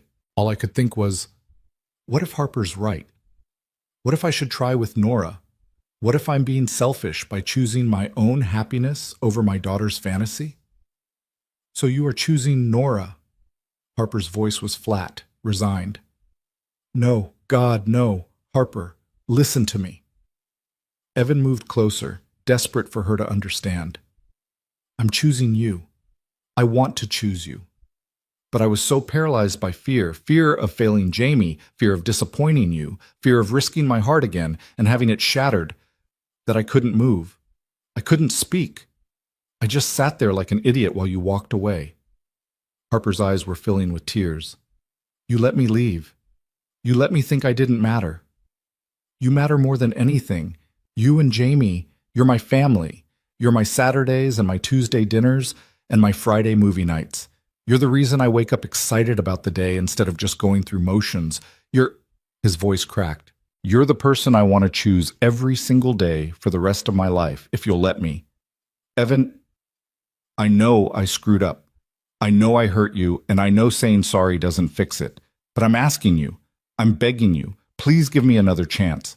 Let me prove that I'm not going to run when things get scary. Let me show you that I'm brave enough to love you the way you deserve to be loved. Harper was crying now, tears streaming down her face. You broke my heart. Do you understand that? I told you I loved you and you just sat there. You let me walk away thinking I was an obligation you were trying to escape, a complication in your neat little life. I know, and I'm so sorry. I'm sorry I made you feel like you didn't matter, like you were anything less than the most important person in my world. Because you are, Harper. You're it for me. You're the real thing, the kind of love I didn't even know I was capable of until I met you. How do I know you won't do it again? Harper's voice was small, vulnerable. How do I know that the next time things get hard, the next time you're scared, you won't freeze up and let me go? Evan took her hands, careful and deliberate. You don't know. I can't promise I'll never be scared or never make mistakes, but I can promise that I'll show up. Every single day I'll show up. I'll choose you over and over again until you believe it, until you trust it, until you know in your bones that I'm not going anywhere. Harper looked down at their joined hands. Jamie must be so confused, so hurt. Jamie told me I was being stupid and scared. She said you deserve better than stupid and scared. And she's right. You deserve someone who sees you and chooses you without hesitation. I want to be that person, Harper. I'm sorry it took me so long to figure out how. She really said that? A small smile tugged at Harper's lips despite the tears. She threw a book across the room for emphasis. It was very dramatic and very effective. Harper laughed, a wet, broken sound. I miss her so much. I miss both of you. This week without you, it felt like losing my family all over again. And I know that's dramatic and probably unhealthy after only knowing you for a few months, but it's true. You and Jamie, you became my people. And when you let me go, it was like surviving the explosion all over again and realizing I was still alone. You're not alone. Evan pulled her closer, and she came, collapsing against his chest with a sob. You're not alone, and you're never going to be alone again. We're your people, Harper. We choose you. I choose you. They stood like that for a long time, Harper crying into his shirt, while Evan held her and murmured apologies and promises against her hair. When she finally pulled back, her face was blotchy and her eyes were swollen, and Evan had never seen anything more beautiful. I love you, he said, because he hadn't said it clearly enough yet. I'm in love with you, Harper Lane. I love the way you listen to Jamie like she's the most fascinating person in the world. I love how you name your marshmallows and cry at children's books and refuse to use the word disability like it defines you. I love your strength and your vulnerability and the way you've survived things that should have destroyed you. I love that you made me remember how to hope. I love you, and I'm sorry it took me so long to be brave enough to say it. You really love me? Harper's voice was tentative, like she was afraid to believe it. With everything I have. And I know it's fast, and I know we've only known each other for a few months, but I also know that what we have is real. It's the most real thing I've ever felt. So yes, I really love you. And if you need time, if you need me to prove it, I will. I'll spend however long it takes showing you that I mean it. Harper looked at him for a long moment, searching his face for something. Whatever she found must have satisfied her because suddenly she was kissing him, fierce and desperate, and full of all the words neither of them had been brave enough to say until now. When they finally broke apart, Both breathing hard, Harper whispered, "I love you too. Even though you're an idiot, even though you hurt me, I love you, Evan Hart, and I'm terrified of what that means." "We can be terrified together," Evan said. "That's what love is, right? Being terrified and showing up anyway?" Jamie would be proud of that definition. Jamie's a very wise 6-year-old. "Almost 7, Harper corrected with a smile. "She'll never forgive you if you forget the almost." They ended up on Harper's couch, wrapped around each other, talking about everything they'd been too scared to say before. Evan told her about the divorce, about the loneliness that had become so familiar he'd stopped noticing it, about how she'd walked into the cafe and reminded him what it felt like to be alive. Harper told him about the first year after the accident, about the physical therapy and the grief counseling, and the nights she'd spent wondering if survival was really worth it when everyone she loved was gone. "But then you said yes to a stranger asking for a table," she said softly. "And Jamie sang happy birthday. And for the first time in 2 years, I felt like maybe I could build something new. Maybe I deserve to be happy again." "You do deserve it. You deserve everything good." "So do you. We both do. We've both survived things that should have broken us. Maybe we get to choose happiness now. Maybe we've earned it." It was nearly midnight when Evan finally left, with promises to pick Harper up for Saturday morning coffee. Their Saturday, back on track, back to their corner table. At the door, Harper grabbed his hand. "Evan, thank you for coming here, for being brave, for choosing me. Always," he said. "From now on, it's always going to be you." He drove home through the quiet Portland streets, his heart feeling lighter than it had in days. When he got back to his apartment, he found Jamie still awake, sitting on the couch in her pajamas, clearly having fought off sleep to wait for him. "Did you fix it?" she asked immediately. "I fixed it." Jamie launched herself at him, wrapping her arms around his waist. "I knew you would. I told Gerald the duck you would. Did you tell her you love her?" "I did." "And she said it back?" "She did." "Good. Because if she didn't, I was going to have to go over there and explain that you're worth loving even though you're sometimes stupid.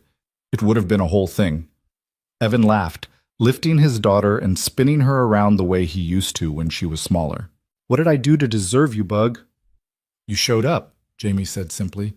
"That's what you always do. You show up even when it's hard. That's why I love you, and that's why Miss Harper loves you too, because you're the kind of person who says yes when someone asks for a table." And there it was, the truth his 6-year-old daughter understood better than he did. Love wasn't about grand gestures or perfect moments. It was about showing up. It was about saying yes when someone needed a seat, when they needed hope, when they needed to believe that kindness still existed in a world that had shown them cruelty. It was about choosing every single day to be brave. The next morning, Evan and Jamie arrived at the Cornerstone Cafe at exactly 9:55. Harper was already there, sitting at their corner table, 3 drinks arranged just so. Hot chocolate for Jamie, black coffee for Evan, lavender latte for herself. When she saw them, her face transformed. The careful mask she'd worn that first day was gone, replaced by something open and joyful and real. Jamie ran across the cafe, literally ran, despite the signs asking patrons to walk, and threw herself into Harper's arms. "You came back! Daddy said you would, but I needed to see it with my own eyeballs." Harper laughed, holding Jamie tight. "I came back. I'm not going anywhere, sweet girl. You're stuck with me." "Good, because I have so many things to tell you about. First grade has been super dramatic this week. Emma and Sophia had a fight about who gets to be line leader, and there's a new kid named Marcus who can do a backflip, and also I learned that some butterflies taste with their feet, which is both cool and also kind of gross." Evan slid into his seat, and Harper met his eyes over Jamie's head. The look that passed between them was full of promise, of hope, of the quiet certainty that they were exactly where they were supposed to be. "So," Jamie said, settling into her chair and immediately starting to name her marshmallows. "This one's Lord Fluffington, and that one's Dr. Melt. And they're in love, but they come from different social classes, so it's very complicated." "Tell me everything," Harper said with absolute seriousness. And just like that, they were back. Not exactly where they'd been before. They were different now, changed by hurt and healing, but somewhere better, somewhere more honest, somewhere that felt like home. The weeks that followed felt like learning to breathe in a new rhythm. Harper became a permanent fixture in their lives. No longer a guest but family, her presence as essential as oxygen. She kept her own apartment. "I need my space to work," she insisted. "And besides, you two are exhausting." But most nights found her at Evan's place, helping Jamie with homework or cooking dinner while Evan pretended not to stare at the way she moved through his kitchen like she'd always belonged there. Nora moved back to Portland in January as planned, and to everyone's surprise, except perhaps Jamie's, the transition was smoother than anyone dared hope. The first meeting between Nora and Harper happened on a Tuesday evening, carefully orchestrated like a diplomatic summit, with Jamie serving as enthusiastic ambassador between the two most important women in her father's life. "Miss Harper, this is my mommy. Mommy, this is Miss Harper, who I told you about, who knows everything about books, and also about being brave when you're sad." They shook hands in Evan's living room, two women eyeing each other with the wariness of people who shared complicated history through the man standing awkwardly between them.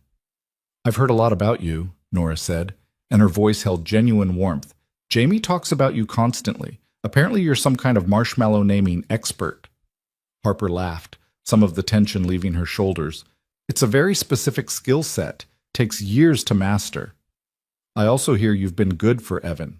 And for Jamie." Nora glanced at her ex-husband. "I'm glad. They both deserve good people in their lives." "So do you," Harper said quietly. "Jamie loves you so much. She lights up whenever she talks about the things you do together." Something shifted in Nora's expression, surprise, then gratitude. "That means a lot. I know this situation is unconventional. Most people would expect the ex-wife and the new girlfriend to hate each other. I think we're all too exhausted from our own trauma to have energy for manufactured drama," Harper said with a slight smile. "And besides, we both love the same little girl. That's enough common ground to build on, right?" "Right," Nora smiled back, genuine this time. "Although fair warning, I'm very competitive about who gives better birthday presents. Last year I got Jamie a telescope. You'll have to step up your game." "Challenge accepted. I'm thinking dragon costume, full scale, with functional wings." "Oh, you're good," Nora said appreciatively. "Evan, where did you find this woman?"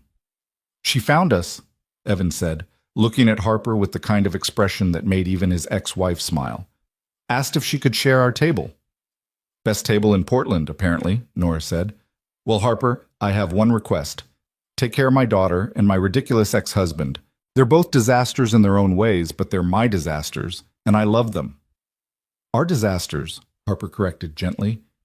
"We can share." And somehow, impossibly, that became the foundation they built on. Nora took Jamie every other week as planned, plus Wednesday dinners and alternating holidays.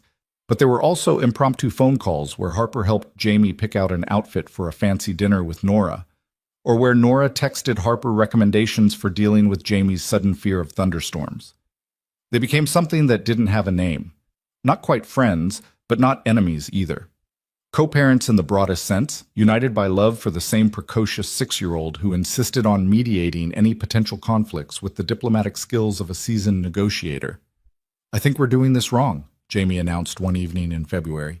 "In all the movies, the ex-wife is supposed to be mean and jealous, and the new girlfriend is supposed to be scared and intimidated, but you're all just nice to each other. It's very confusing for a narrative arc." "Life isn't a movie, Bug," Evan said, pulling her into his lap. "Sometimes the best stories are the ones that don't follow the script." "I guess," Jamie conceded, "but also it means I don't get to have any dramatic moments where I have to choose between you all, which is good because I would have cried a lot, but also I kind of had a speech prepared just in case." "You had a speech?" Harper asked, fighting a smile. "A very good one. It had 3 main points and a conclusion. I was going to use my courtroom voice and everything." "Your courtroom voice?" Evan raised an eyebrow. "It's like my regular voice, but more serious, and I stand up very straight, ma'am. Ms. Chen says I'd make an excellent lawyer, which is good, because being an independent agent in first grade is exhausting, and I'm considering career alternatives." But as winter melted into spring, the real test came not from Nora, but from the ghosts Harper still carried. There were days when grief ambushed her without warning, a song on the radio that her mother used to sing, a child Jamie's age wearing a backpack that looked like Olivia's, the anniversary of the explosion that loomed in March like a storm on the horizon. Evan learned to recognize the signs, the way Harper would go quiet, her smiles becoming performance instead of feeling, her texts growing shorter and more infrequent. On those days, he'd show up at her apartment with takeout and no expectations, ready to sit in silence or talk for hours, whatever she needed. "You don't have to fix me," Harper said one particularly bad night, curled up on her couch with tears streaming down her face while the rain hammered against her windows. "I'm not a project, Evan. I'm always going to have days like this, days where I miss them so much I can barely breathe." "I know," Evan said simply, holding her hand. "I'm not here to fix you. I'm here to sit with you while you hurt. There's a difference. Most people can't handle it. The grief, they want me to be over it, to move on, to stop bringing down the mood with my tragic backstory. Those people are idiots," Evan said firmly. "Your grief is part of you, Harper. It's the proof of how much you loved them, how much they mattered. I would never ask you to hide that or diminish it or pretend it doesn't exist. Your family deserves to be remembered, and you deserve to have space to miss them." Harper looked at him with something like wonder. "How are you so good at this?" "I'm not. I'm making it up as I go, but I love you, and that means I love all of you. The healed parts and the still healing parts, and the parts that might never fully heal. That's what signing up for a real relationship means. It's not just taking the easy, happy moments, it's showing up for the hard stuff too. Even when the hard stuff is me sobbing on my couch at 2 a.m. because I saw a photo of a family that reminded me of mine. Especially then. March 15th arrived, 2 years since the explosion, and Harper spent the morning at the cemetery where her family was buried. She'd asked to go alone, and Evan had respected that, even though every instinct screamed at him to follow, to protect, to fix. But Jamie had other ideas. "We should make her a remembering box," she announced over breakfast. "A what?" "A remembering box. Ms. Chen told us about them. When someone you love is gone, you put things in a box that remind you of them, pictures, special objects, letters. And then when you're sad, you can open the box and remember the good times instead of just the missing times." Evan stared at his daughter, once again awed by her wisdom. "That's a beautiful idea, Bug. What should we put in it?" They spent the afternoon crafting. Jamie drew pictures, Harper's family at the cafe, Olivia playing with a toy sword, Harper's parents reading books. Evan found quotes about grief and love and survival, printed them on good paper, arranged them carefully. They found a wooden box at a craft store, painted it with stars and birds, the tattoo on Harper's wrist, the symbols of flight and freedom. Inside, they nested the drawings and quotes, along with a letter Jamie insisted on writing in her careful first-grade handwriting. When Harper returned that evening, exhausted and red-eyed, she found them waiting on her doorstep. "We made you something," Jamie said, presenting the box with all the ceremony of a knight presenting a sword. "It's a remembering box. For your family. So they're always with you, even when you're missing them." Harper took the box with trembling hands. When she opened it and saw the contents, the drawings, the quotes, Jamie's letter that read, "Dear Harper's family, thank you for making Harper. She's the best. Love, Jamie." She completely broke down, sinking to her knees on her doorstep while sobs racked her body. Evan moved to comfort her, but Jamie held up a hand, stopping him. Instead, his daughter sat down next to Harper on the cold concrete, put her small hand on Harper's back, and just waited. Let Harper cry. Let her grieve. Gave her the gift of presence without pressure. When Harper could finally speak, she pulled Jamie into a fierce hug. "This is the most beautiful thing anyone has ever done for me. Thank you. Thank you for remembering them, for making them real to you, even though you never met them." "They're part of your story," Jamie said simply. "And you're part of our story. So that makes them part of our story too. That's how families work, right? Everyone's story gets braided together until you can't tell where one ends and another begins." Harper looked at Evan over Jamie's head, and he saw in her eyes the same realization that was dawning in his own heart. This was it. This was the moment when they stopped being tentative, stopped hedging their bets, stopped protecting themselves against potential heartbreak. This was when they became real. That night, after Jamie was asleep, Harper and Evan sat on his couch and talked about the future for the first time, not in vague terms or careful hypotheticals, but in concrete plans and scary commitments. "I want this to be permanent," Evan said. "I want you in my life, in Jamie's life, forever. I know it's fast. I know we're supposed to take things slow and be sensible, but I don't want to be sensible. I want to be brave. I want to choose you every day for the rest of my life." "I want that too," Harper whispered. "But Evan, you need to understand, I'm never going to be fully healed. There's always going to be a part of me that's broken, that misses them, that carries this weight. Are you sure you want to sign up for that?" "Harper, listen to me." Evan took her face in his hands. "Your cracks are beautiful. They're the gold in your kintsugi. They're the proof that you survived something unsurvivable, that you're stronger than anything life threw at you. I don't want you healed in the sense of becoming someone different. I want you exactly as you are, broken and brave and more beautiful than anyone I've ever known." "I love you," Harper said, the words coming easier now, more natural. "I love you and Jamie so much it terrifies me, because I know what it's like to lose everyone you love in an instant. I know how fast everything can disappear, and the idea of losing you, you're not going to lose us. And even if something did happen, even if the worst occurred, wouldn't you rather have loved us and lost us than never loved us at all? Isn't that the whole point? We don't avoid love because it might hurt. We choose love because it's the only thing that makes the hurt worthwhile." Harper kissed him then, deep and desperate, and full of all the promises they were too scared to voice. When they broke apart, she whispered, "Move in with me," or "Let me move in with you. I don't care which. I'm tired of going home to an empty apartment. I want to go home to you and Jamie. I want to be there for bedtime stories and breakfast chaos and everything in between." "Yes," Evan said without hesitation. "Yes, absolutely yes." They decided on Evan's apartment. Bigger space, better for Jamie, and Harper admitted she'd never loved her place above the Thai restaurant anyway. Over the next few weeks, they merged their lives in cardboard boxes and careful negotiations about shelf space. Harper's books joined Evan's engineering manuals. Her art supplies took over half the dining room table.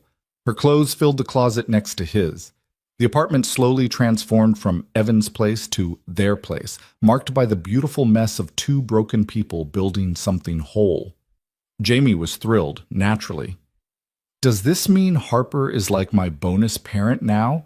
Because I think that's what they call it when your dad has a girlfriend who lives with you and acts like a parent but isn't technically your mom. A bonus parent. Which is good because I already have two regular parents, so having a bonus one means I'm basically winning at the family thing." "Is that how it works?" Harper asked, amused. "According to first-grade social politics, yes.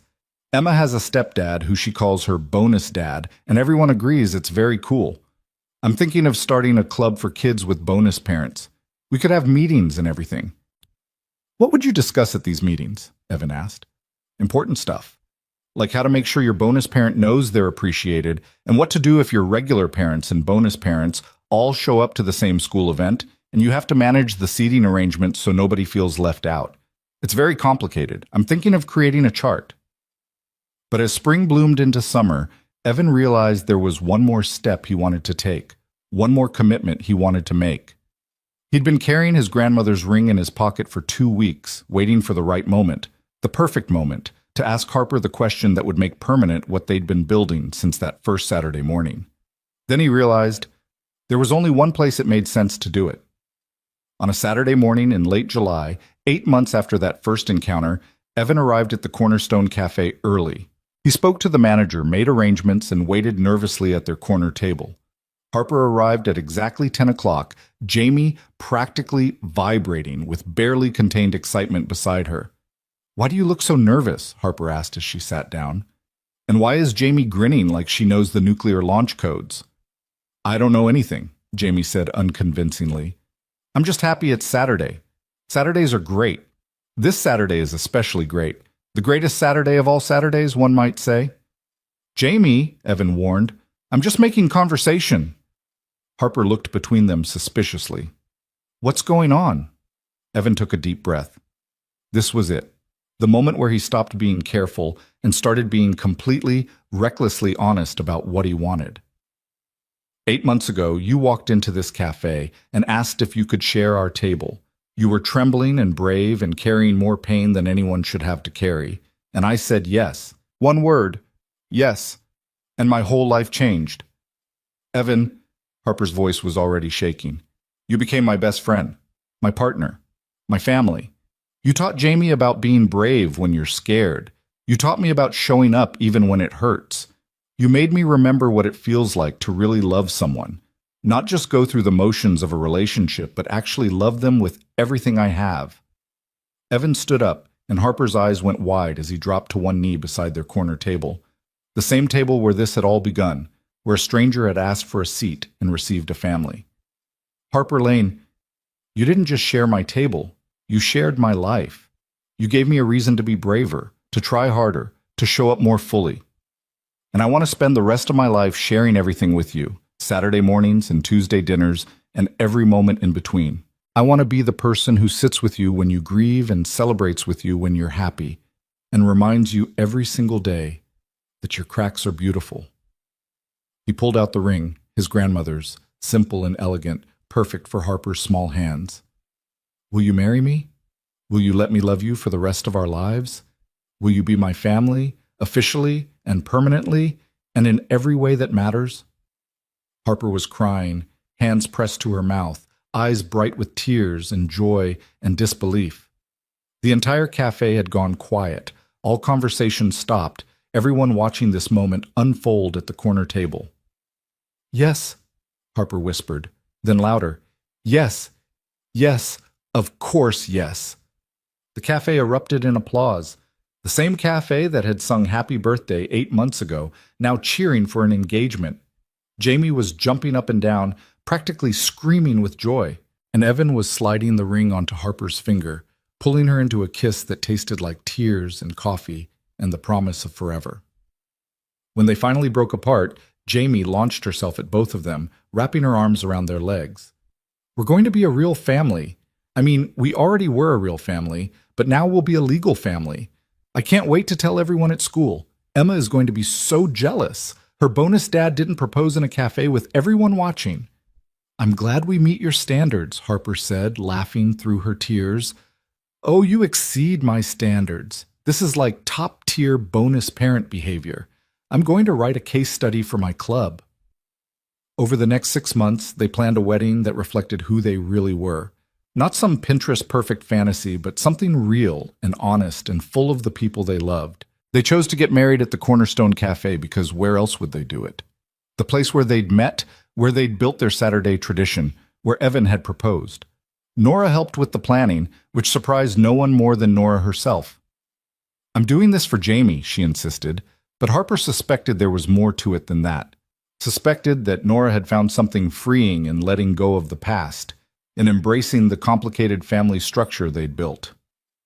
You're good for him, Nora said one afternoon while they were choosing flowers. Better than I ever was. You see him in a way I never could. You gave him Jamie, Harper said. That's the greatest gift anyone could have given him. We gave him Jamie, Nora corrected, past tense. You're giving him the future. That matters too. The wedding was scheduled for December 15th, the same date Harper's family had been taken from her, transformed now from a day of grief into a day of joy. It was Harper's idea, her way of reclaiming the date, of refusing to let tragedy own it forever. Are you sure? Evan had asked when she suggested it. That's a heavy date to carry. I don't want our anniversary to always be tinged with sadness. It won't be, Harper said firmly. Or maybe it will be, a little bit. Maybe I'll always think about them on our anniversary. But that's okay. They're part of my story, and you're part of my story, and all the stories get to live together. That's what love is, making space for all the complicated feelings at once. So on December 15th, under soft lights strung through the Cornerstone Cafe, with mismatched chairs borrowed from a dozen different sources and flowers in mason jars on every table, Harper Lane and Evan Hart got married. Jamie walked between them down the makeshift aisle, wearing a purple dress with a sparkly butterfly belt, and carrying a basket of rose petals that she threw with theatrical flair. Nora sat in the front row taking photos and crying quietly. The cafe regulars filled the remaining seats, people who'd watched this love story unfold over Saturday morning coffee, who'd seen the broken pieces come together into something beautiful. Evan's vows were simple. You asked if you could share my table. I'm asking if I can share my life. Every morning, every challenge, every joy, I want to face it all with you. You taught me that broken things can be beautiful, that grief and love can exist together, that showing up is the bravest thing we can do. I promise to keep showing up every day for the rest of our lives. Harper's vows made everyone cry. You didn't just give me a seat, you gave me a place to belong. You and Jamie, you reminded me that family isn't just blood, it's choice. It's choosing to show up, to see each other, to love each other, even when it's hard. 2 years ago, I lost everything. Today, I'm gaining everything. I choose you, Evan Hart. I choose us. I choose this beautiful, complicated, perfectly imperfect family we're building together. When they kissed, Jamie cheered so loudly that several people jumped. Then she announced to everyone present, I'm the reason this happened. I was the one who said we should let Harper sit at our table. So basically, I'm a matchmaker, which is very impressive for someone who's still 6. You're almost 7, Harper and Evan corrected in unison, which made everyone laugh. The reception was chaos in the best way, dancing and laughter and toasts that ranged from sentimental to hilarious. The manager of the cafe had made a special hot chocolate bar in honor of the occasion, with a dozen different flavors and toppings. Jamie appointed herself Chief Marshmallow Namer, giving each one an elaborate backstory that she shared with anyone who would listen. At one point, Evan found himself standing with Nora, both of them watching Harper dance with Jamie, their daughter's face bright with joy. Thank you, Nora said quietly, for finding someone who loves her like this, who sees her the way we do. Thank you for being okay with it, for making this easier than it had to be. We're good at a lot of things, you and I. Being married to each other wasn't one of them. But co-parenting? Creating a family that's bigger and weirder and more complicated than anything we planned? We're excellent at that. We really are, Evan agreed. Later, as the reception wound down and guests started to leave, Harper pulled Evan aside to the corner table where it had all begun. Someone had placed a small plaque on it at Evan's request, reserved for the Hart Lane family. Hart Lane? Harper asked, touching the plaque gently. Or Lane Hart. I don't care which, but we're hyphenating, both of us. And Jamie too, if she wants. We're all in this together. Harper kissed him, soft and sweet and full of promise. I like it. The Hart Lane family or the Lane Hart family. Either way, it sounds like home. Because it is home. Wherever we are, at this table, in our apartment, anywhere. If we're together, it's home. Jamie appeared then, tugging on both their hands. Can we do a family photo at our table, for posterity? That's a word Ms. Chen taught us. It means for when we're old and want to remember stuff. They posed at the corner table, Evan and Harper on one side, Jamie between them on the other, all of them holding mugs of hot chocolate topped with elaborate marshmallow arrangements. The photographer captured it. A family born from grief and kindness, from a question asked and answered, from the brave choice to keep showing up even when showing up was terrifying. That photo would become the centerpiece of their home, a reminder of where they'd started, of the journey that had brought them together, of the simple truth that sometimes the best things in life begin with the smallest acts of courage. A year later, Harper would discover she was pregnant. 2 years later, they'd welcome a son, Oliver, named after Olivia, a way of honoring Harper's sister while creating new life. 3 years later, they'd add a daughter, Caroline, named after Evan's grandmother, who'd given them the engagement ring. Jamie would become the kind of big sister who took her job seriously, teaching her siblings about marshmallow naming and the importance of Saturday morning traditions. Nora would meet someone too, a kind, gentle teacher who appreciated her drive and her directness and didn't need her to be anyone other than who she was. The family would expand further, becoming more complicated and more beautiful, proving that love doesn't divide when you add people, it multiplies. But all of that was still to come. On this December night, in a cafe transformed by love and light and the courage of broken people choosing to heal together, 3 people sat at a corner table and celebrated the family they'd built from nothing. Can I say something? Jamie asked, climbing onto the table, even though she'd been told repeatedly not to. Everyone, can I have your attention? The remaining guests turned, smiling indulgently at the precocious flower girl who'd stolen the show all night. 2 years ago, my dad was sad because him and my mom got divorced. 1 year ago, he met Harper because she asked to share our table. Today, they got married and we're a family. And the thing I want everyone to know is, Jamie's voice got serious, taking on her courtroom tone. The thing I want everyone to know is that families come in all shapes. Some families look like what you expect, and some families look like what you don't expect. But they're all real, and they're all good, as long as people choose each other and show up and remember to be brave, even when they're scared. She looked down at Evan and Harper, her face bright with the wisdom of someone twice her age. Thank you for being brave. Thank you for showing up. Thank you for proving that broken things can become beautiful things if you just give them time and love and extra marshmallows.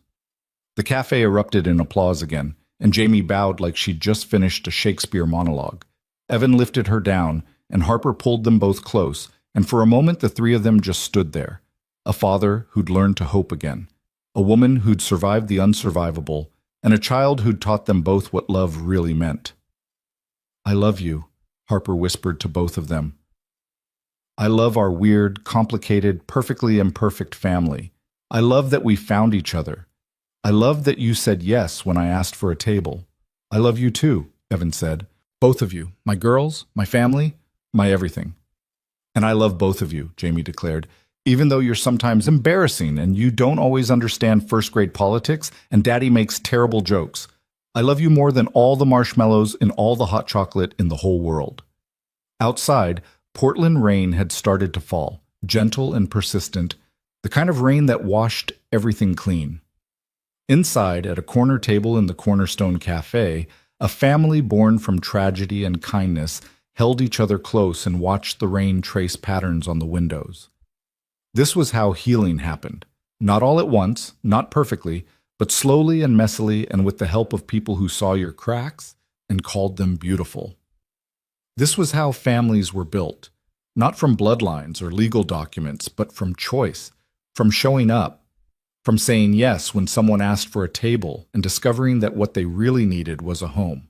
Harper Lane had walked into this cafe 2 years ago carrying grief like a second shadow, convinced she'd lost everything that mattered. Tonight, she left as Harper Lanehart, surrounded by more love than she'd thought possible, proof that endings could become beginnings if you were brave enough to keep walking through the door. Evan Hart had offered a seat to a stranger, thinking it was a small act of kindness. Tonight, he understood it was the most important decision he'd ever made. The yes that had changed everything, the choice that had given him back his life. And Jamie Hart Lane, almost 7 years old and already wiser than most adults, understood what her parents were only beginning to grasp, that the best stories don't follow the script. The best stories are the ones where people choose each other, where broken becomes beautiful, where a question as simple as, "Can I share this table?" becomes the first line of a love story that changes everyone it touches. They went home together that night, to the apartment that was no longer his or hers but theirs, to the life they'd built from scattered pieces, to the future that stretched ahead full of Saturday mornings and Tuesday dinners and all the ordinary, extraordinary moments that make a family real. And every year on their anniversary, they'd return to the corner table at the Cornerstone Cafe. They'd order hot chocolate with extra marshmallows. They'd remember the day Harper asked for a seat and Evan said yes. They'd honor the family Harper lost and the family they'd found. They'd teach their children about being brave when you're scared, about showing up even when it's hard, about the fact that kindness can build a family where none existed before. Because that's what this story had always been about. Not romance, not tragedy, not even healing. It was about the simple, radical act of seeing another person and choosing not to look away. It was about saying yes when it would be easier to say no. It was about building something beautiful from the broken pieces life hands you. It was about a table shared, a life shared, a love that proved the old man in the park right. We're all walking around with our cracks, trying to hold ourselves together. And the worst part about being broken is forgetting that other people are broken too. But the best part, the absolute best part, is finding the people who see your cracks and love you not despite them, but because of them. The people who understand that broken things can be beautiful, that survival is its own kind of courage, that families are built from choice and love and the willingness to keep showing up even when showing up is the hardest thing in the world. Harper had asked if she could share a table. Evan had offered her a family. And together, with a precocious 6-year-old teaching them both about marshmallow naming and the importance of being brave, they'd proven that the simplest acts of kindness can rewrite your entire story. All you have to do is say yes. All you have to do is show up. All you have to do is remember that strangers are just family you haven't had cocoa with yet. And sometimes if you're very lucky and very brave, those strangers become the people who save you, who see you, who remind you that you're worth loving even when you've forgotten how to love yourself.